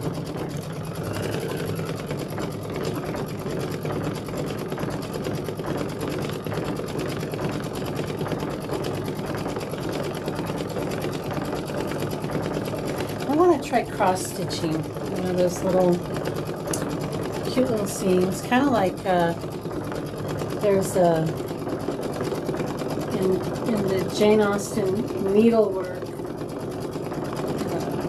for the designs. There's a beautiful I don't know, like seam motif. It's just gorgeous. But it stitches out on the machine and it looks just like cross stitch. And I want to make a little zippy bag with that on the front. I think that's going to be so cute.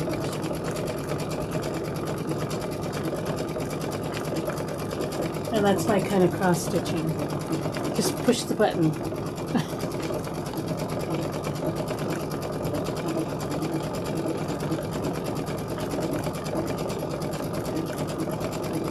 Oh, no food, no beer. Ah.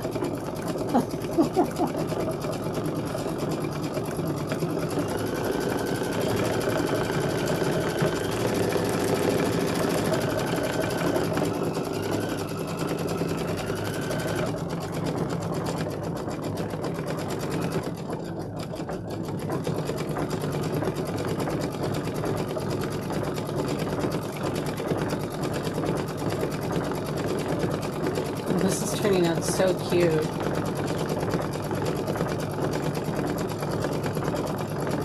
Her short door will be cuter than mine.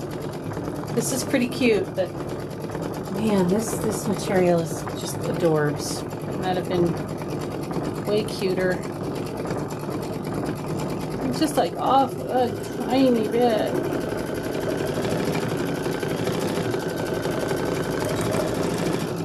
Maybe I'll have to do it again.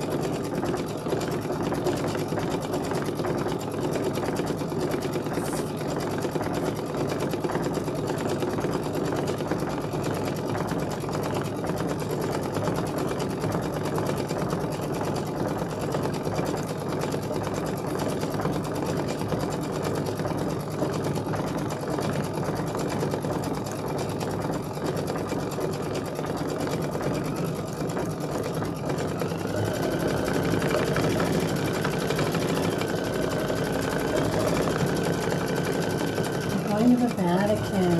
How cool! That's really cool.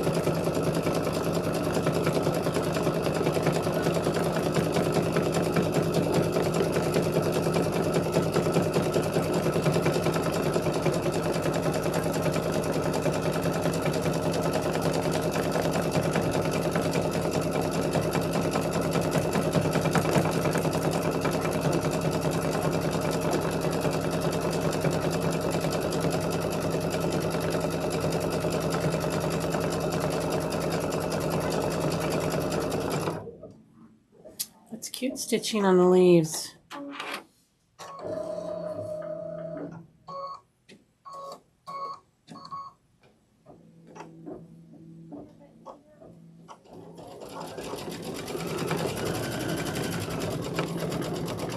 It's turning out cute.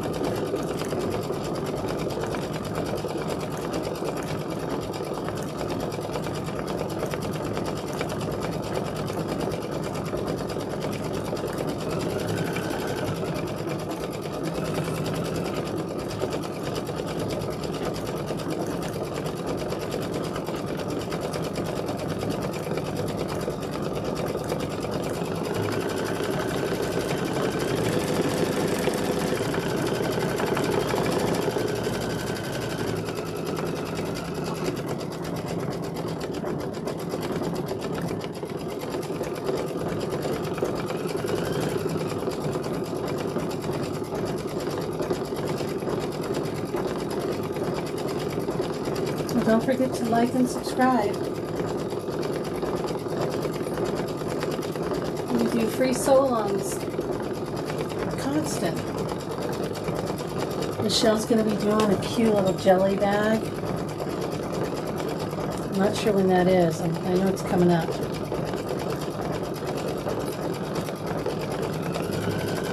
Oh, she's also doing the crossbody bag. These are all free sew-alongs.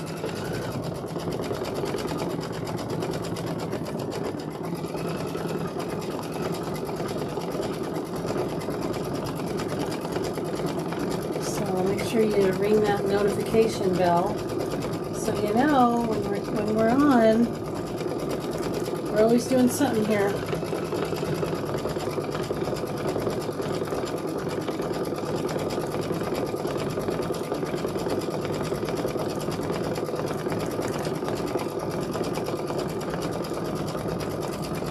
And it's fun to just hang out and sew with somebody.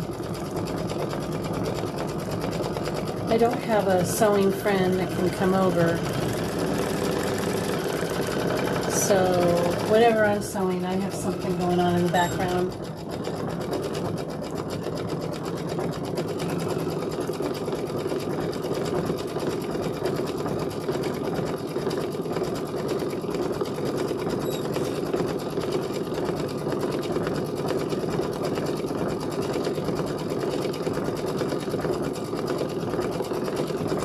I could take this tape off. I don't need that anymore.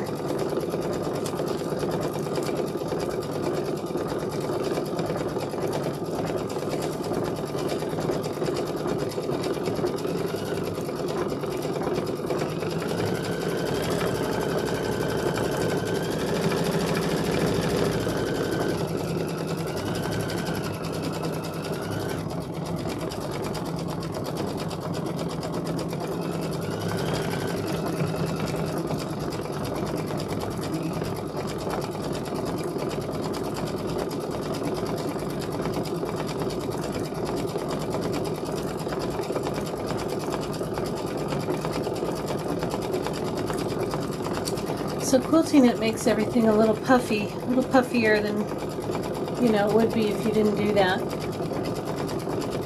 I'm debating on whether, when I finish it, if I want to put a layer of batting between this and the backing, another layer. What do you guys think?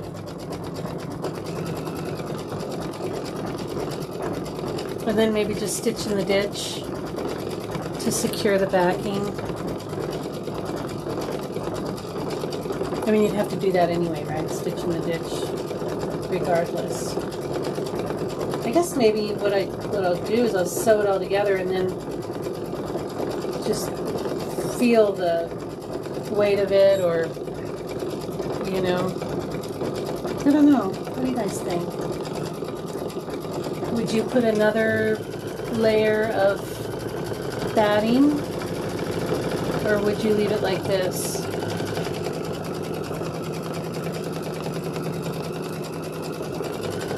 There wouldn't be batting in the sashing or the border. maybe it needs another layer. What do you think?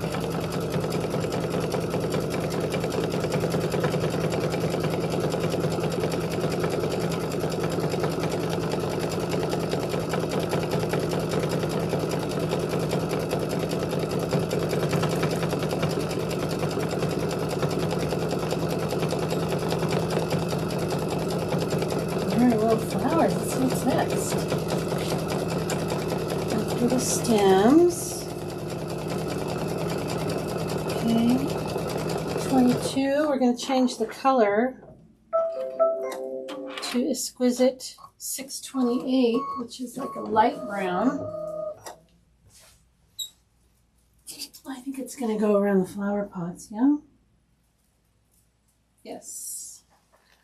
We're going to go around the flower pots and then a little in between here and the bottom.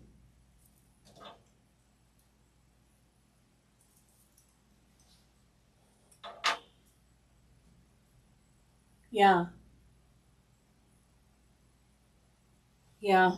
I agree. I think that's the smart thing to do.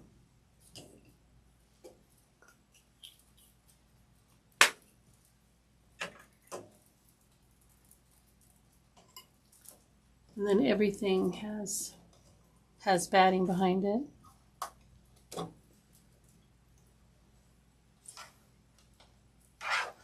I've never made a quilt like this before. I've always just pieced quilts. And I've only done, you know, what, 3? I think I've done 3 quilts.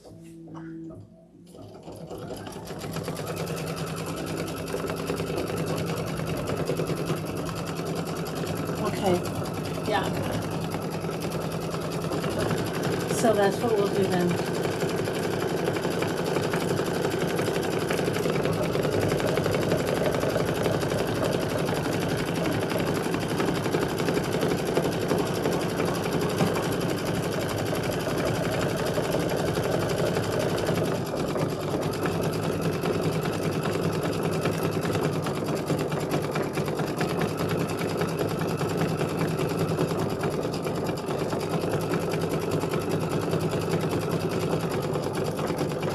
Perfect.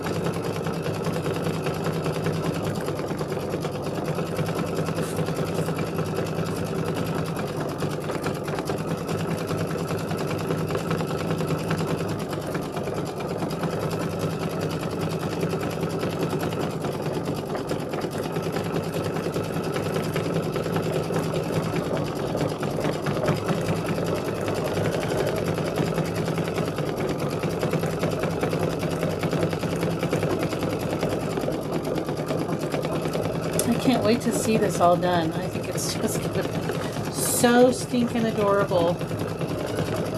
And I love the material for the sashing. I think it's so cute.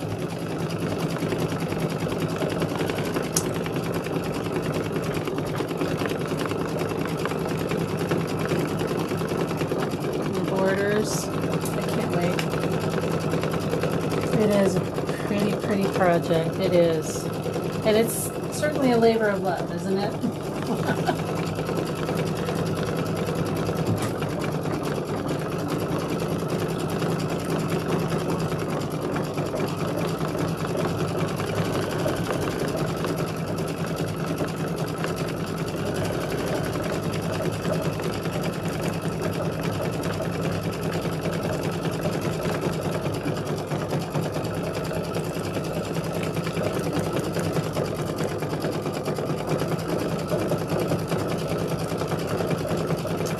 Yeah, the block is going to be 11 by 11, so we're going to have quite a bit left over. Oof! Look at all that. Yeah.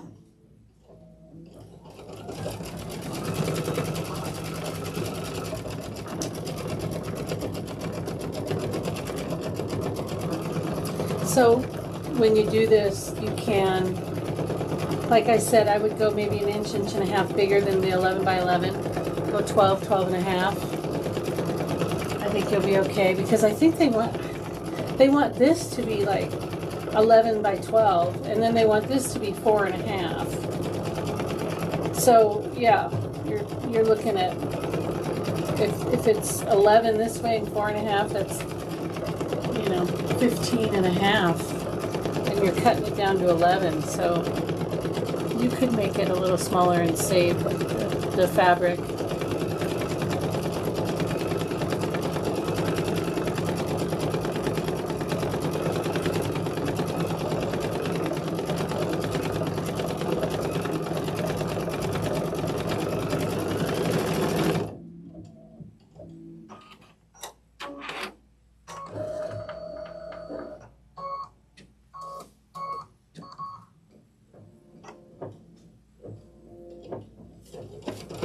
Yeah, all of this is just, but it's salvageable. You can use it for something.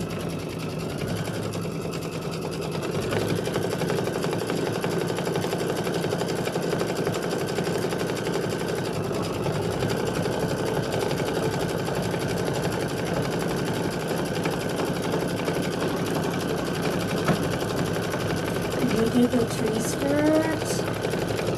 Oh. I want to do the tree skirts.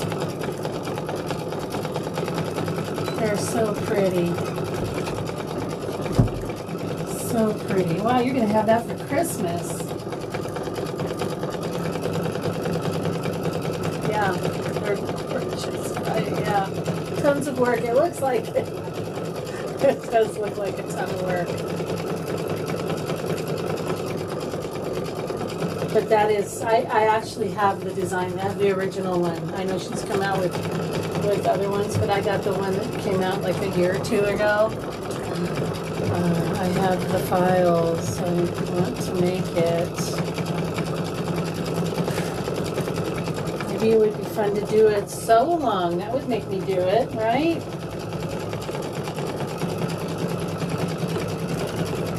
How long would it take? There's what, 12 slices?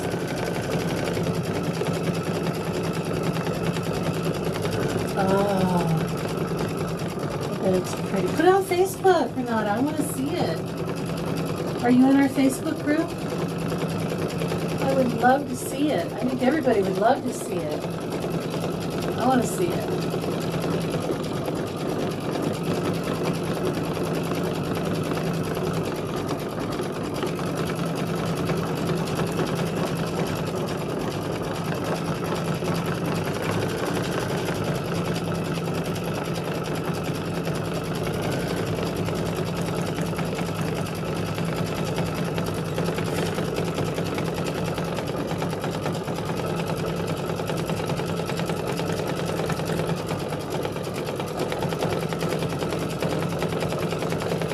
Maybe we can do it so long and we'll have it done for next year. That would be fun.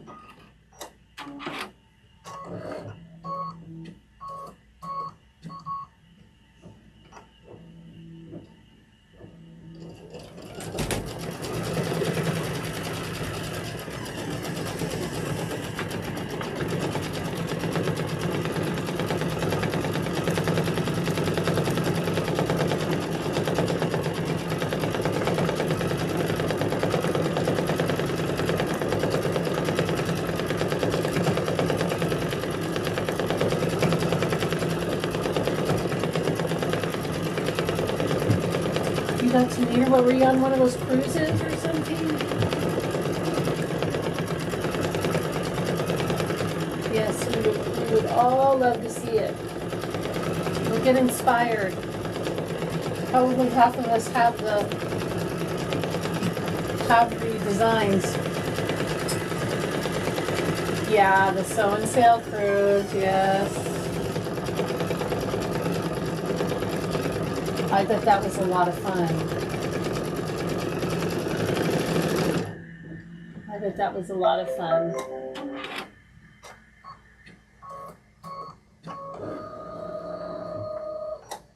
Oh, what's next? Let's see. We're on step 23. This is a placement line for our sunflower. And so our next color is On step 27, I have Exquisite 763, which is this pretty gold yellow. Isn't that pretty? Try and put it in the light. And then what fabric do we need? We're going to need N. Fabric N are our flowers, which is this pretty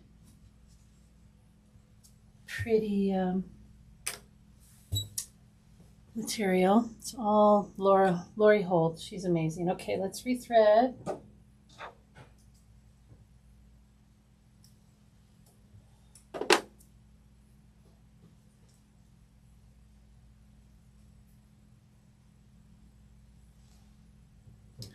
I would think that if you went on those cruises, and even if you got a rando person that was doing the same thing, you know, there for the sew-in sale, I think that they would be fun, whomever they are.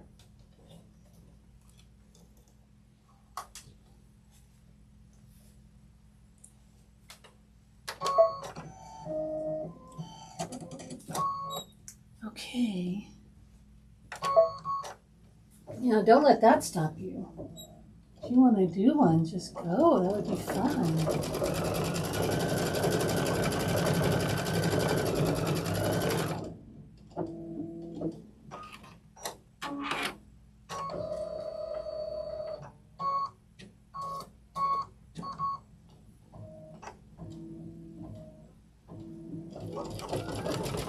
Nice. I would like that as a Christmas gift. Okay. Lay down our fabric. Let's make sure we're not covering everything, because I guess I cut these as small as I possibly could.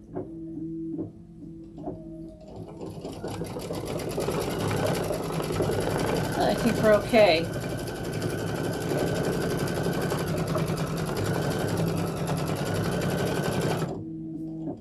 Okay, and this one.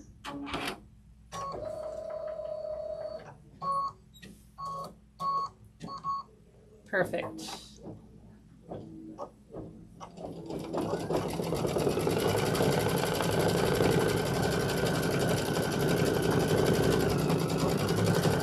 All right, I'm gonna have to take this out to cut around.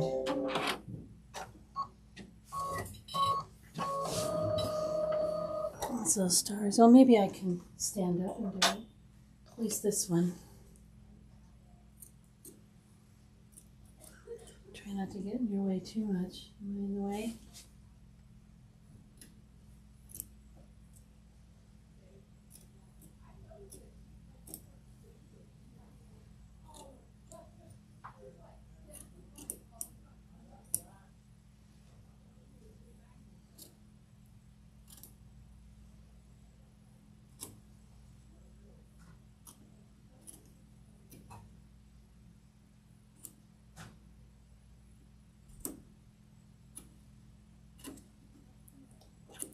I think I'm gonna have to take it out to do this other one anyway. Because I don't think I don't like taking it out of this machine.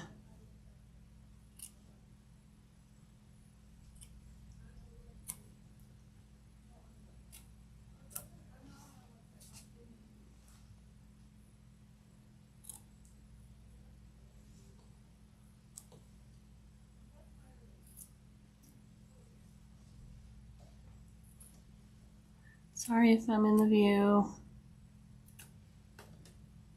Do this little, yeah. Let me grab it.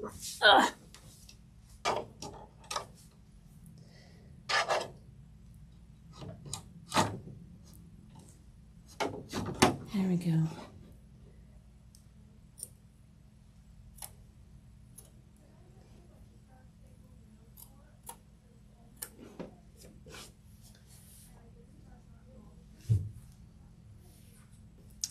Who's doing the Americana pillow with me? That's coming up. That's on the 11th of September.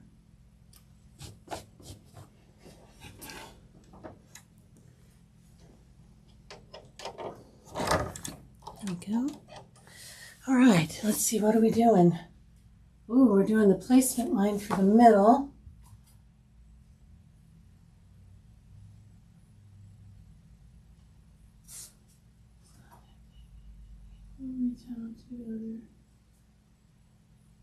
Yeah. Okay, we are on step 25. We did that, we cut that. 25 is a placement stitch. I'm just going to leave the yellow in because let's do the placement stitch.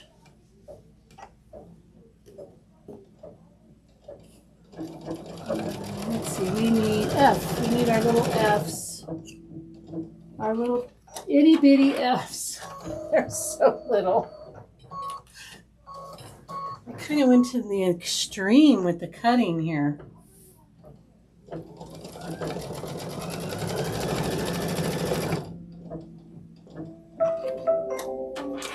Well, let's do it, NorCal. It's a beautiful pillow, and you make two. We're just doing one, but I'm going to just leave the yellow in because the satin stitch around this is a dark brown, and you won't see the yellow.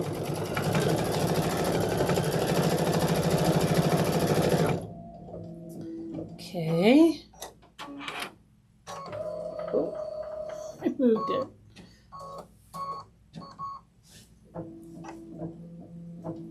They are just very pretty pillows.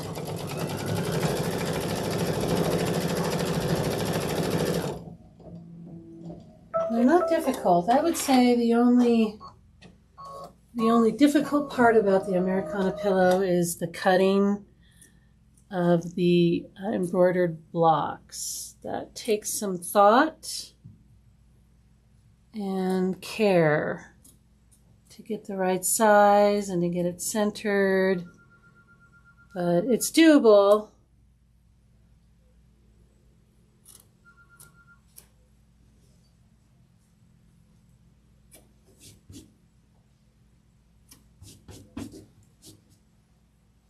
And we'll do it together.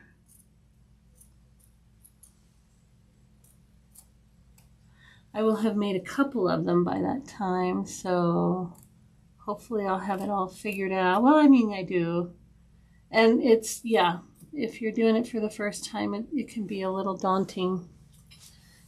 Oh, wow, that's just terrible cutting here.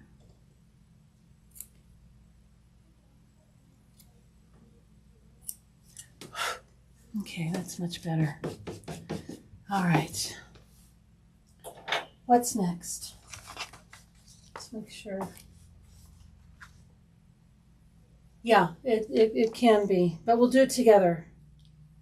Or, you know, you can at least watch the video and then you'll see it won't be so scary when somebody shows you how to do it because, yeah. I'm on 27, so we're going to do the outline of our sunflower. Oh, we're getting there. We're almost done.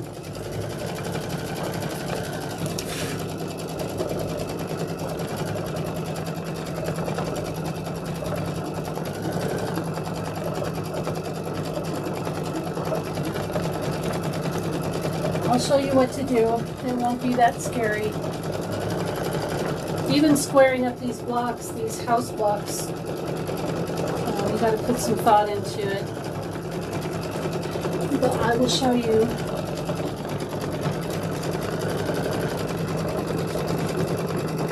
We got a lot of little hairs.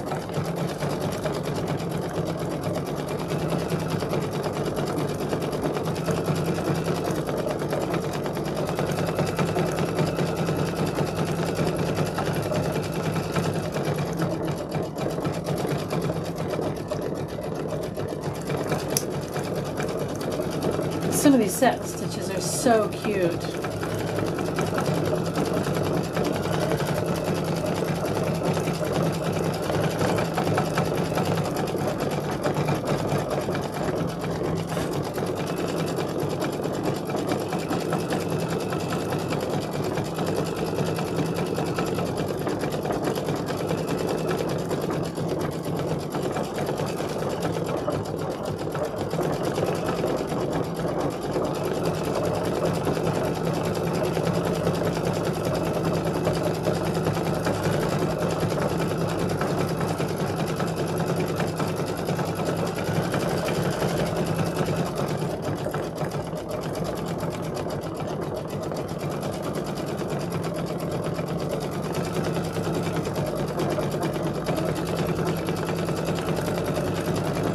My little dog's going to the groomer right now. She has her beauty appointment.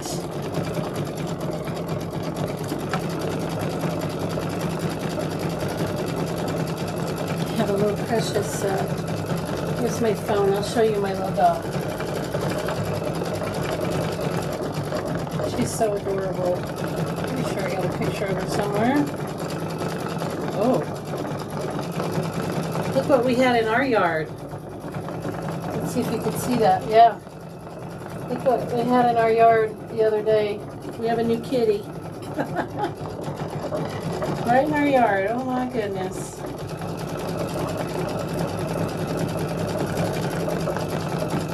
There she is. Drinking from our little pool in our backyard.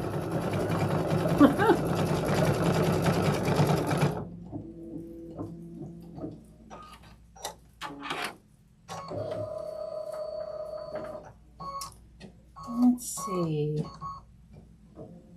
Oh, here she is. Here's our little girl. She going to the groomers. She going to the groomers today.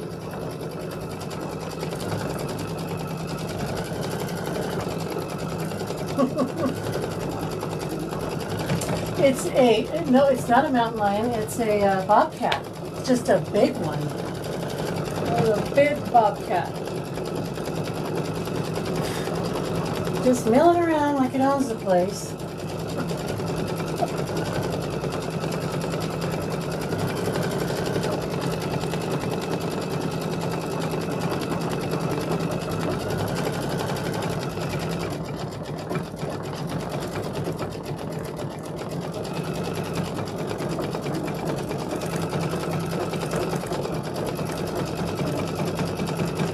Oh, yay! I'm gonna look.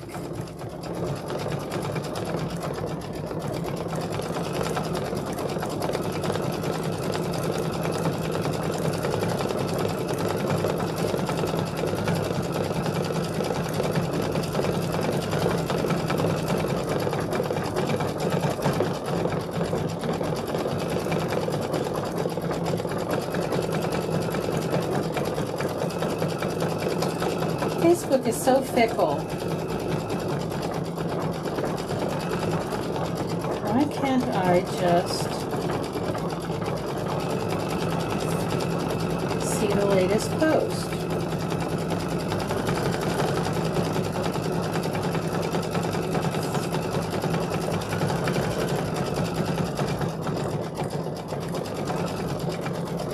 Well, I'm sure it'll come up in my feed eventually.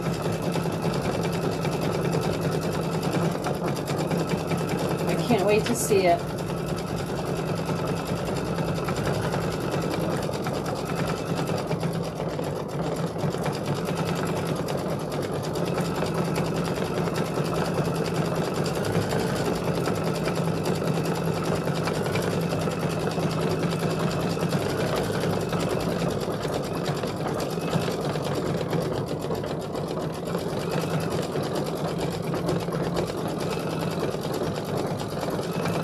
Oh goodness, bears.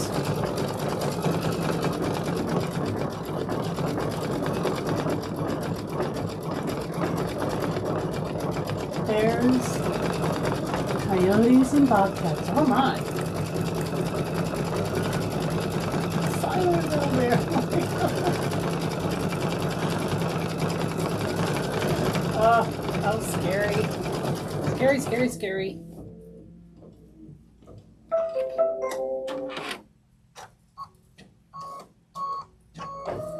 Okay, what's next? What do I do with my book? Oh, it's right over here. Oh, we're going to do the middle, the satin stitch on our centers, and we're going to use the 412. Let's double check my spreadsheet, make sure. I don't have a different brown, so I think I'm using the same brown throughout. Yeah. Yep, 412. Exquisite 412.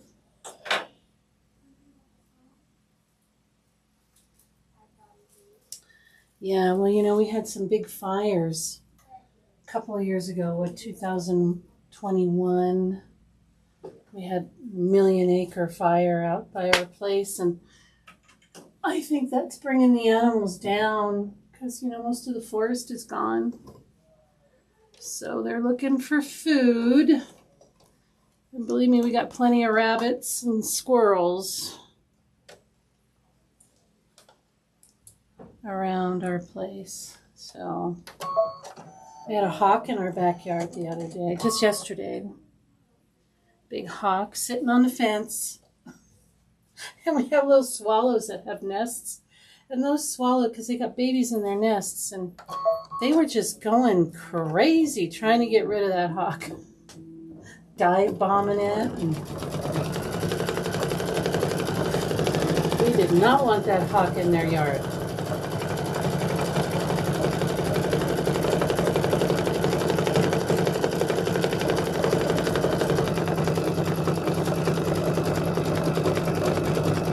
Yeah, that fires will do that for sure.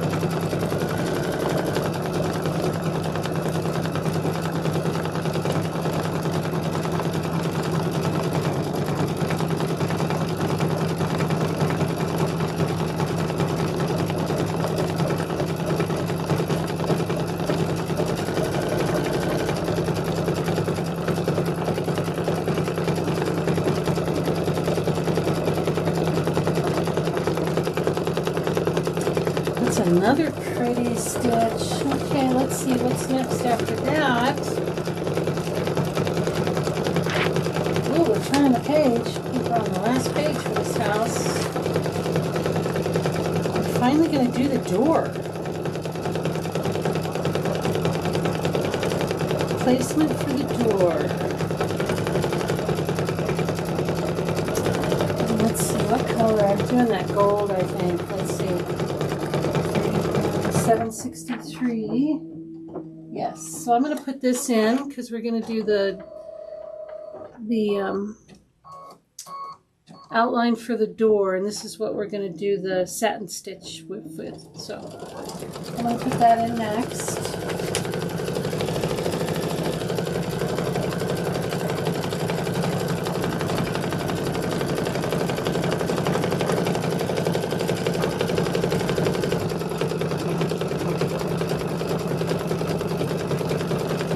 Oh, they have to approve it. Okay.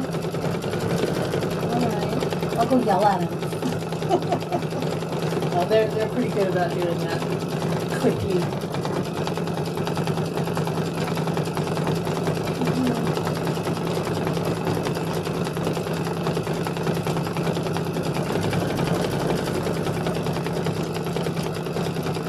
Blue starling. That's a snake. A blue starling is a snake. Ooh.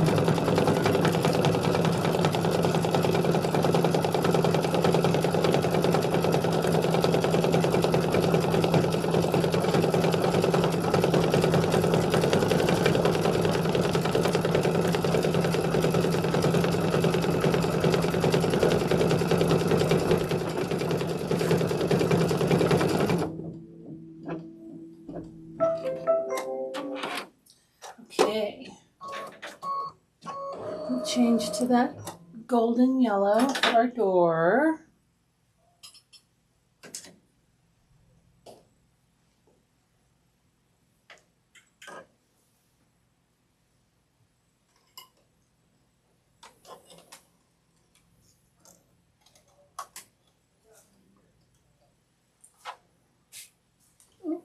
go. Oh, there we go.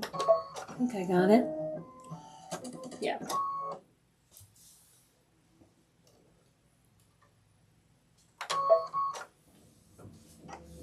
So do you think there was a reason they changed the thread cutter to way back there?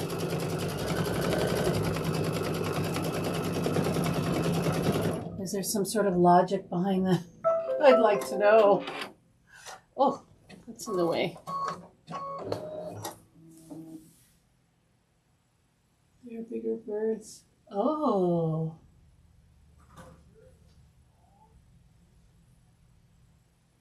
Giving the snake fits. Oh my goodness.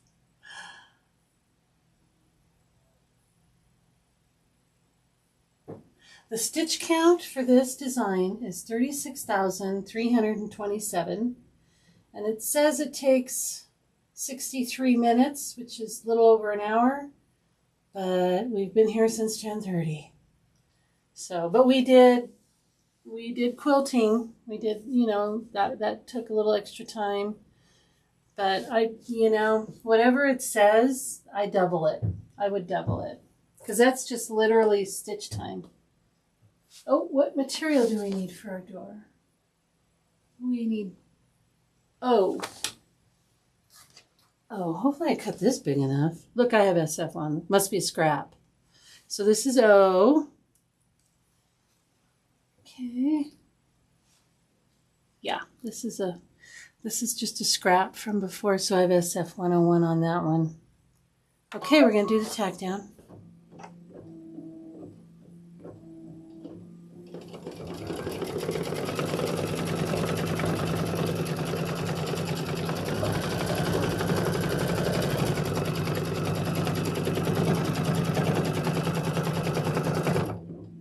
Oh, was that it? Well, at least there's a reason. I'm good with it as long as there's a reason.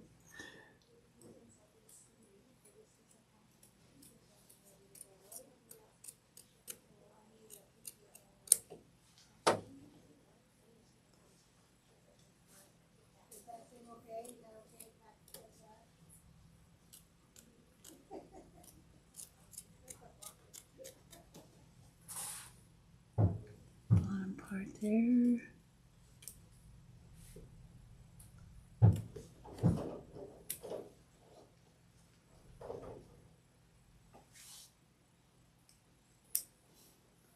I think that'll be okay. Yes, we're doing the outline.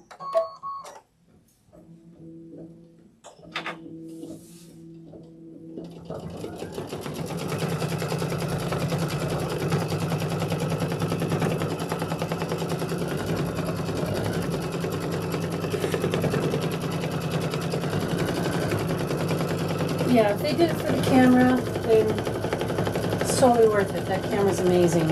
Amazing.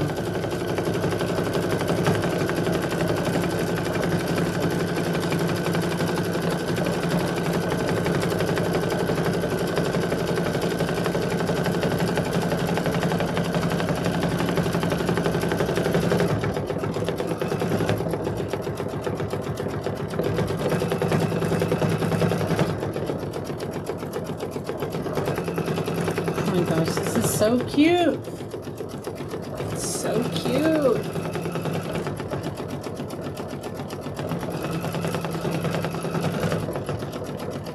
We are on step 31 of 33.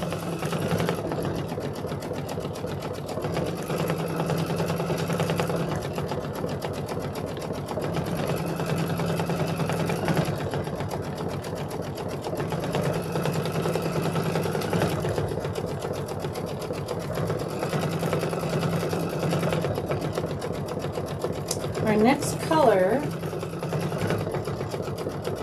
is our brown again, our 412. We're going to do the top of this eave.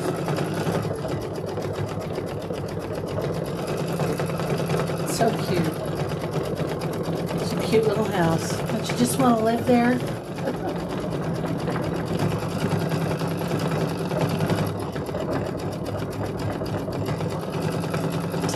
The bag with the tiles. The clear blue tiles.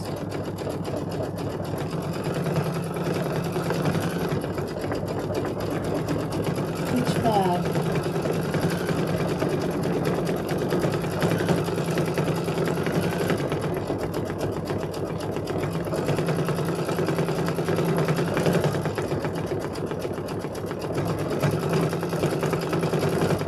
Which bag, Renata? I need it. Okay, yeah, sure.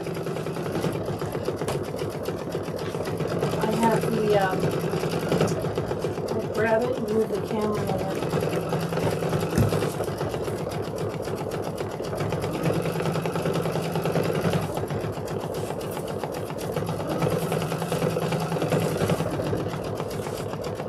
Okay, let's see.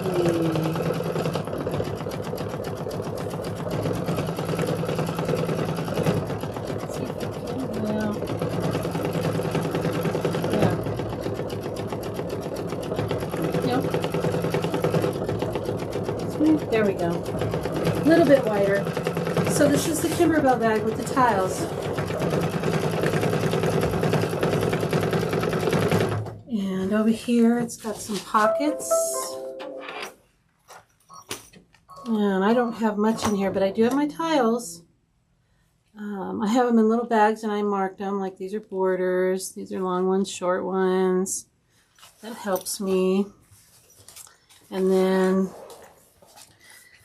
these are they go up to 10, so my 10s, and then here are my 12s and 14s. And then here are the big ones that go up to 10 by 16. But another thing I love about this is that I can put in my hoops. You put my 8 by 12 in there too. And it zips up just fine.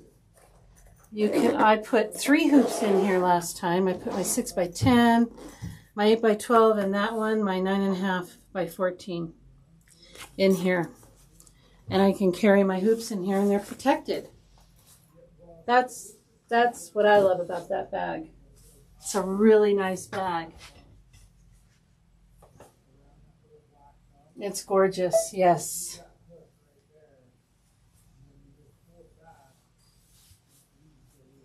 Yeah, I keep all my tiles in there, and that's nice because I had no place for them before. So we're going to change to this brown. I was even talking to Michelle about creating a bag for my tiles. And shoot, okay. And then they came out with this. It's almost like they heard us. Oh, they're going to make a bag. We got to do that. No. Probably years in the making. Oh, gosh. Okay, it's for the camera. It's for the camera. Can't find it. Urgh. There we go.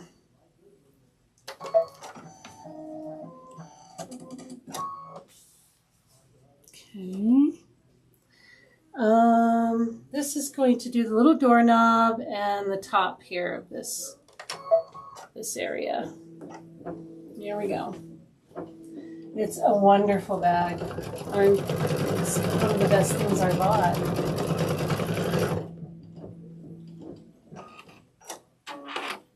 And if you go to retreats or classes or anything for embroidery, it's great for the hoops. It's nicely padded and protects the hoops. Oh, I'm on the wrong camera. Oh, I've already done. There we go. Sorry.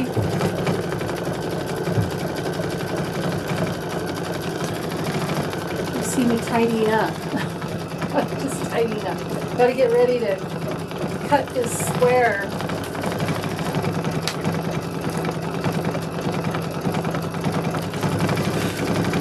Oh.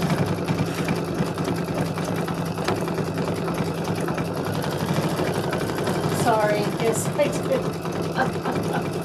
Sorry about that.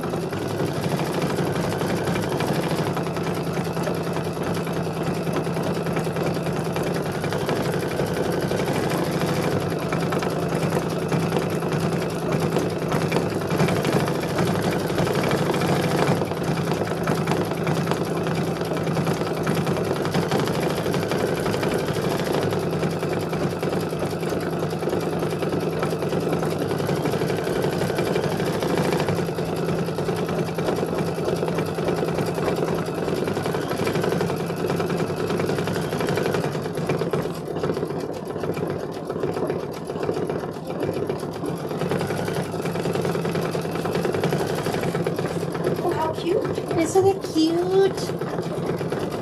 They're all pretty dang cute. I know. I know. I don't know. Every time this is my favorite. Then I do the Well, you next can one. have more than one favorite. It's like if you have more than one favorite child, right? Yeah.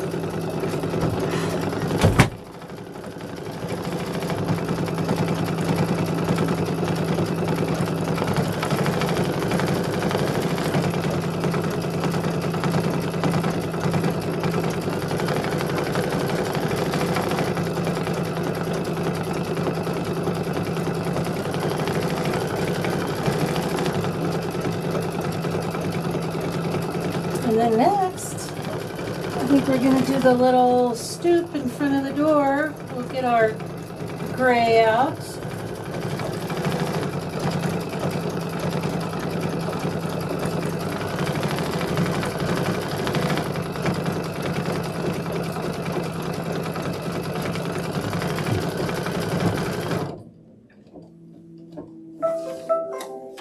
And that'll be our last step.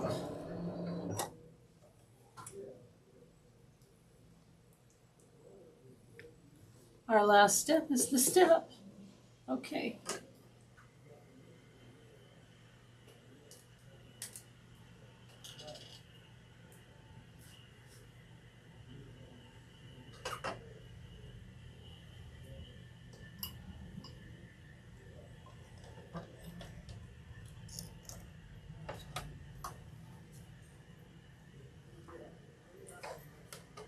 Okay.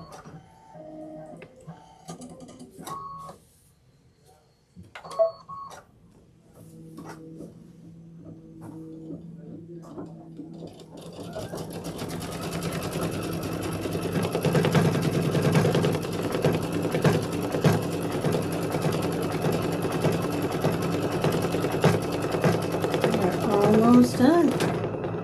Ugh. Okay. We'll rethread. You know, I have had trouble with this part, I think, on every single house.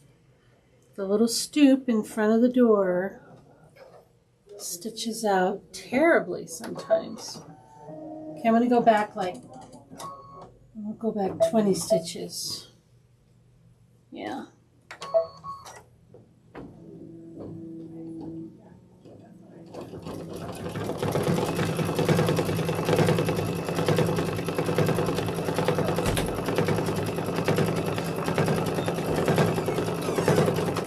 Let's see. Looks like it's doing okay.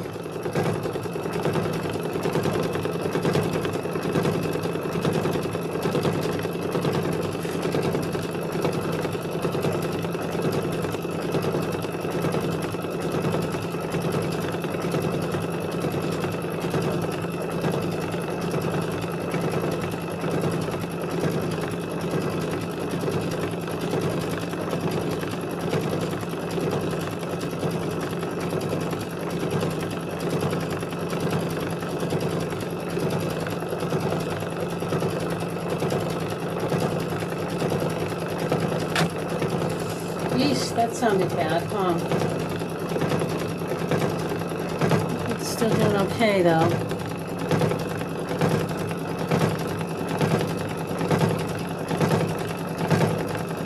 We're almost done.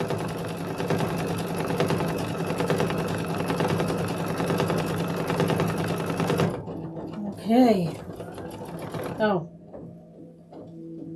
Oh, we're done.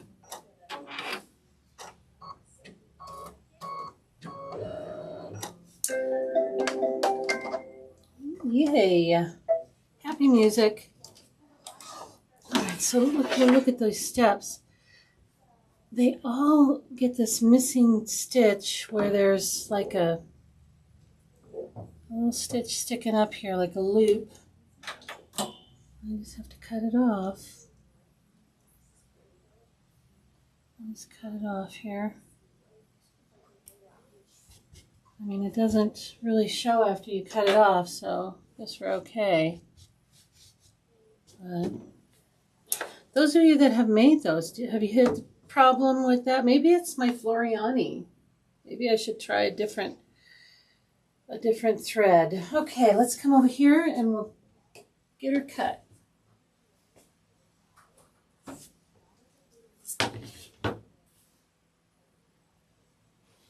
at our pretty house. Okay.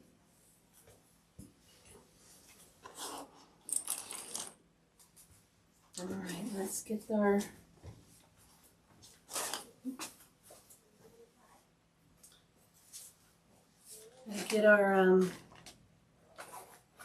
ruler.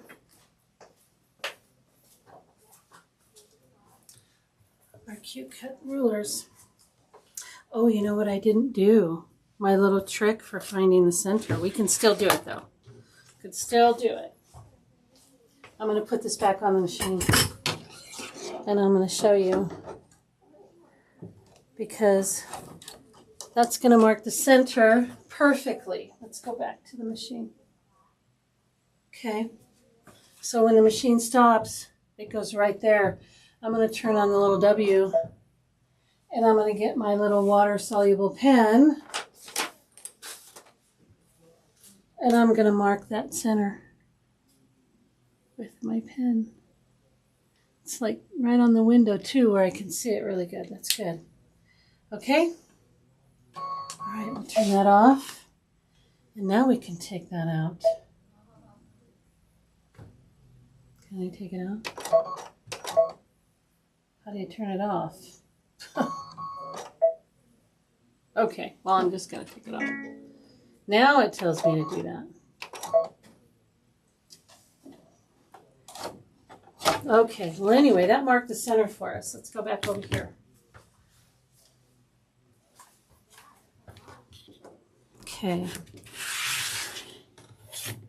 Here's our ruler. I'm going to take it out of the hoop.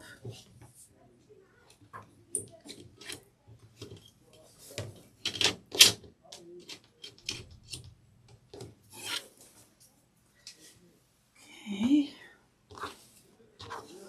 So now we know where the center is. All right. So the line that they tell you to cut this on is 2 3/4, but it's just little tiny dots. Like you can see these dots, and then there's some dots above that are just like so faint. So I put some tape down. Okay. And now I know where the center is, right here. I'm going to line that line up with that little mark. And that's going to be my center. Otherwise, it's kind of hard to find the center. You know, you just don't know where it is or where to measure and all of that. But that's it. So I should have a circular mat, you know, one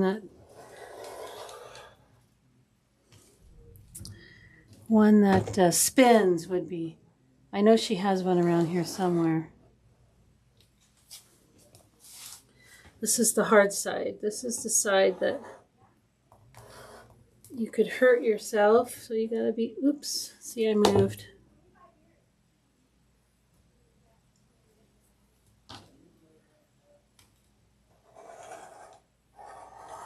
Okay. Make sure we're where we're supposed to be.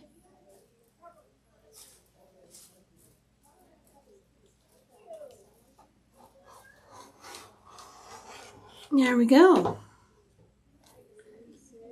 There's our square.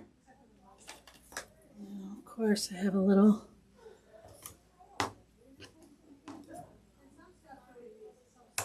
okay. Look at that. And we take out this basting stitch and we're all done. Isn't she cute? What do you think?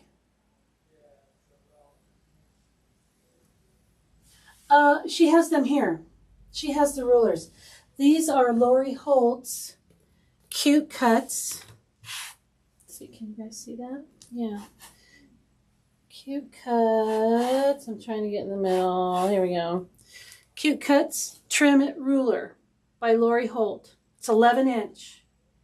And you do need this for these blocks because cutting the 11 inch, it allows for the seam allowance and all that. This is perfect for these blocks. So I do recommend, this is probably the only one.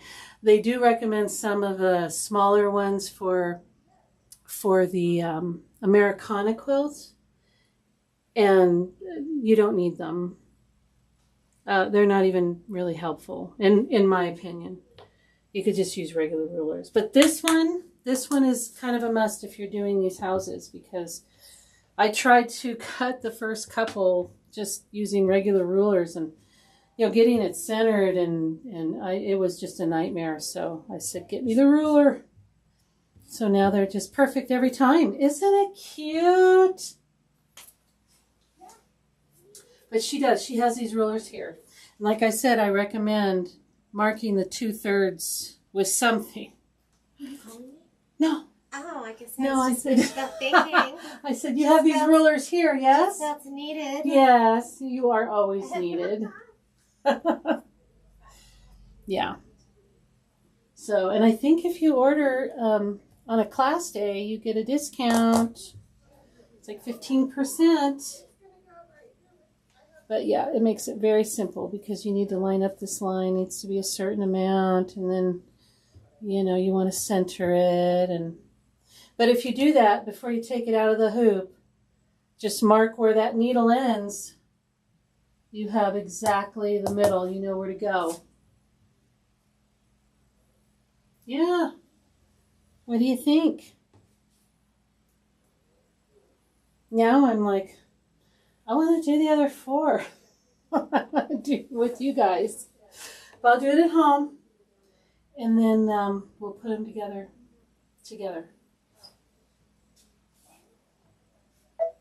Okay. I really appreciate you guys joining me today. Making this beautiful house. We take out this basting stitch. It'll look cuter. Cute, cute, cute. Oh, thanks, Wanda. Thanks for being here. I really appreciate you guys. And I'll see you guys on the 3rd for the pillow. Even if you're not sewing it, I hope I see you guys. And Renata, you have a wonderful vacation. Oh, you're working on the Thomas Kincaid.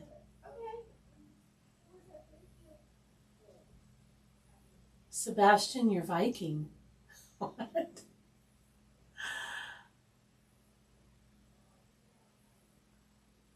Oh, yeah. It's better to be outside. If you can sew outside, that's even more wonderful. I have a little bird feeder right outside the window of my sewing room. And I can watch and listen to them that way. The 3rd is Kimberbell Day here. We're having our own special Kimberbell Day here at A1. We're going to be doing 3 projects. Michelle's doing one, Jeannie's doing one, and I'm doing one. And it's going to just be a fun day of sewing. There are kits to join in if you want to make what we're making. Jeannie's doing a mug rug, Michelle's doing a zippy bag, and I'm doing a little pillow with a pretty wreath on it, like a Christmassy pillow. Jeannie's project is kind of like a 4th of July thing, and the zippy bag is just, you can use it any time of the year. So yeah, we're going to be doing it. It's probably be an all-day thing, and it'll be fun. You have to join us. It's just going to be like this, live on YouTube, and we're going to have fun. So I hope you join us. If you can, it'd be great. If not, it'll be on YouTube forever, and you can watch it at your leisure. Okay, any other questions? After that, on the 11th, I have the Americana pillow. And we're going to schedule making these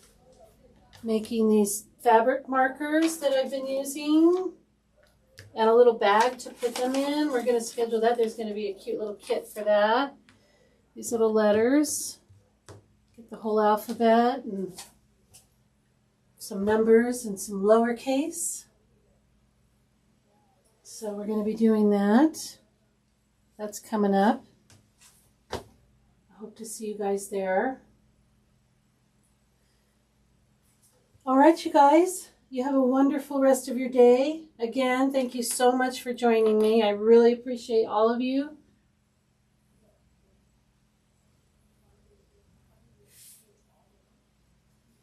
All right, you guys, take care. We'll see you next time. We'll see you on the 3rd. Bye-bye. Oh, what time on the 3rd? It's going to start around probably 10:30. Yeah. Yeah, hit the little bell on the YouTube page, the A1 Vacuum YouTube. Hit the little bell, and then you'll be notified when we go live, so you won't miss anything. Because we all need another notification on our phone, right? We don't have enough of those. But this is a good one. This is a good notification.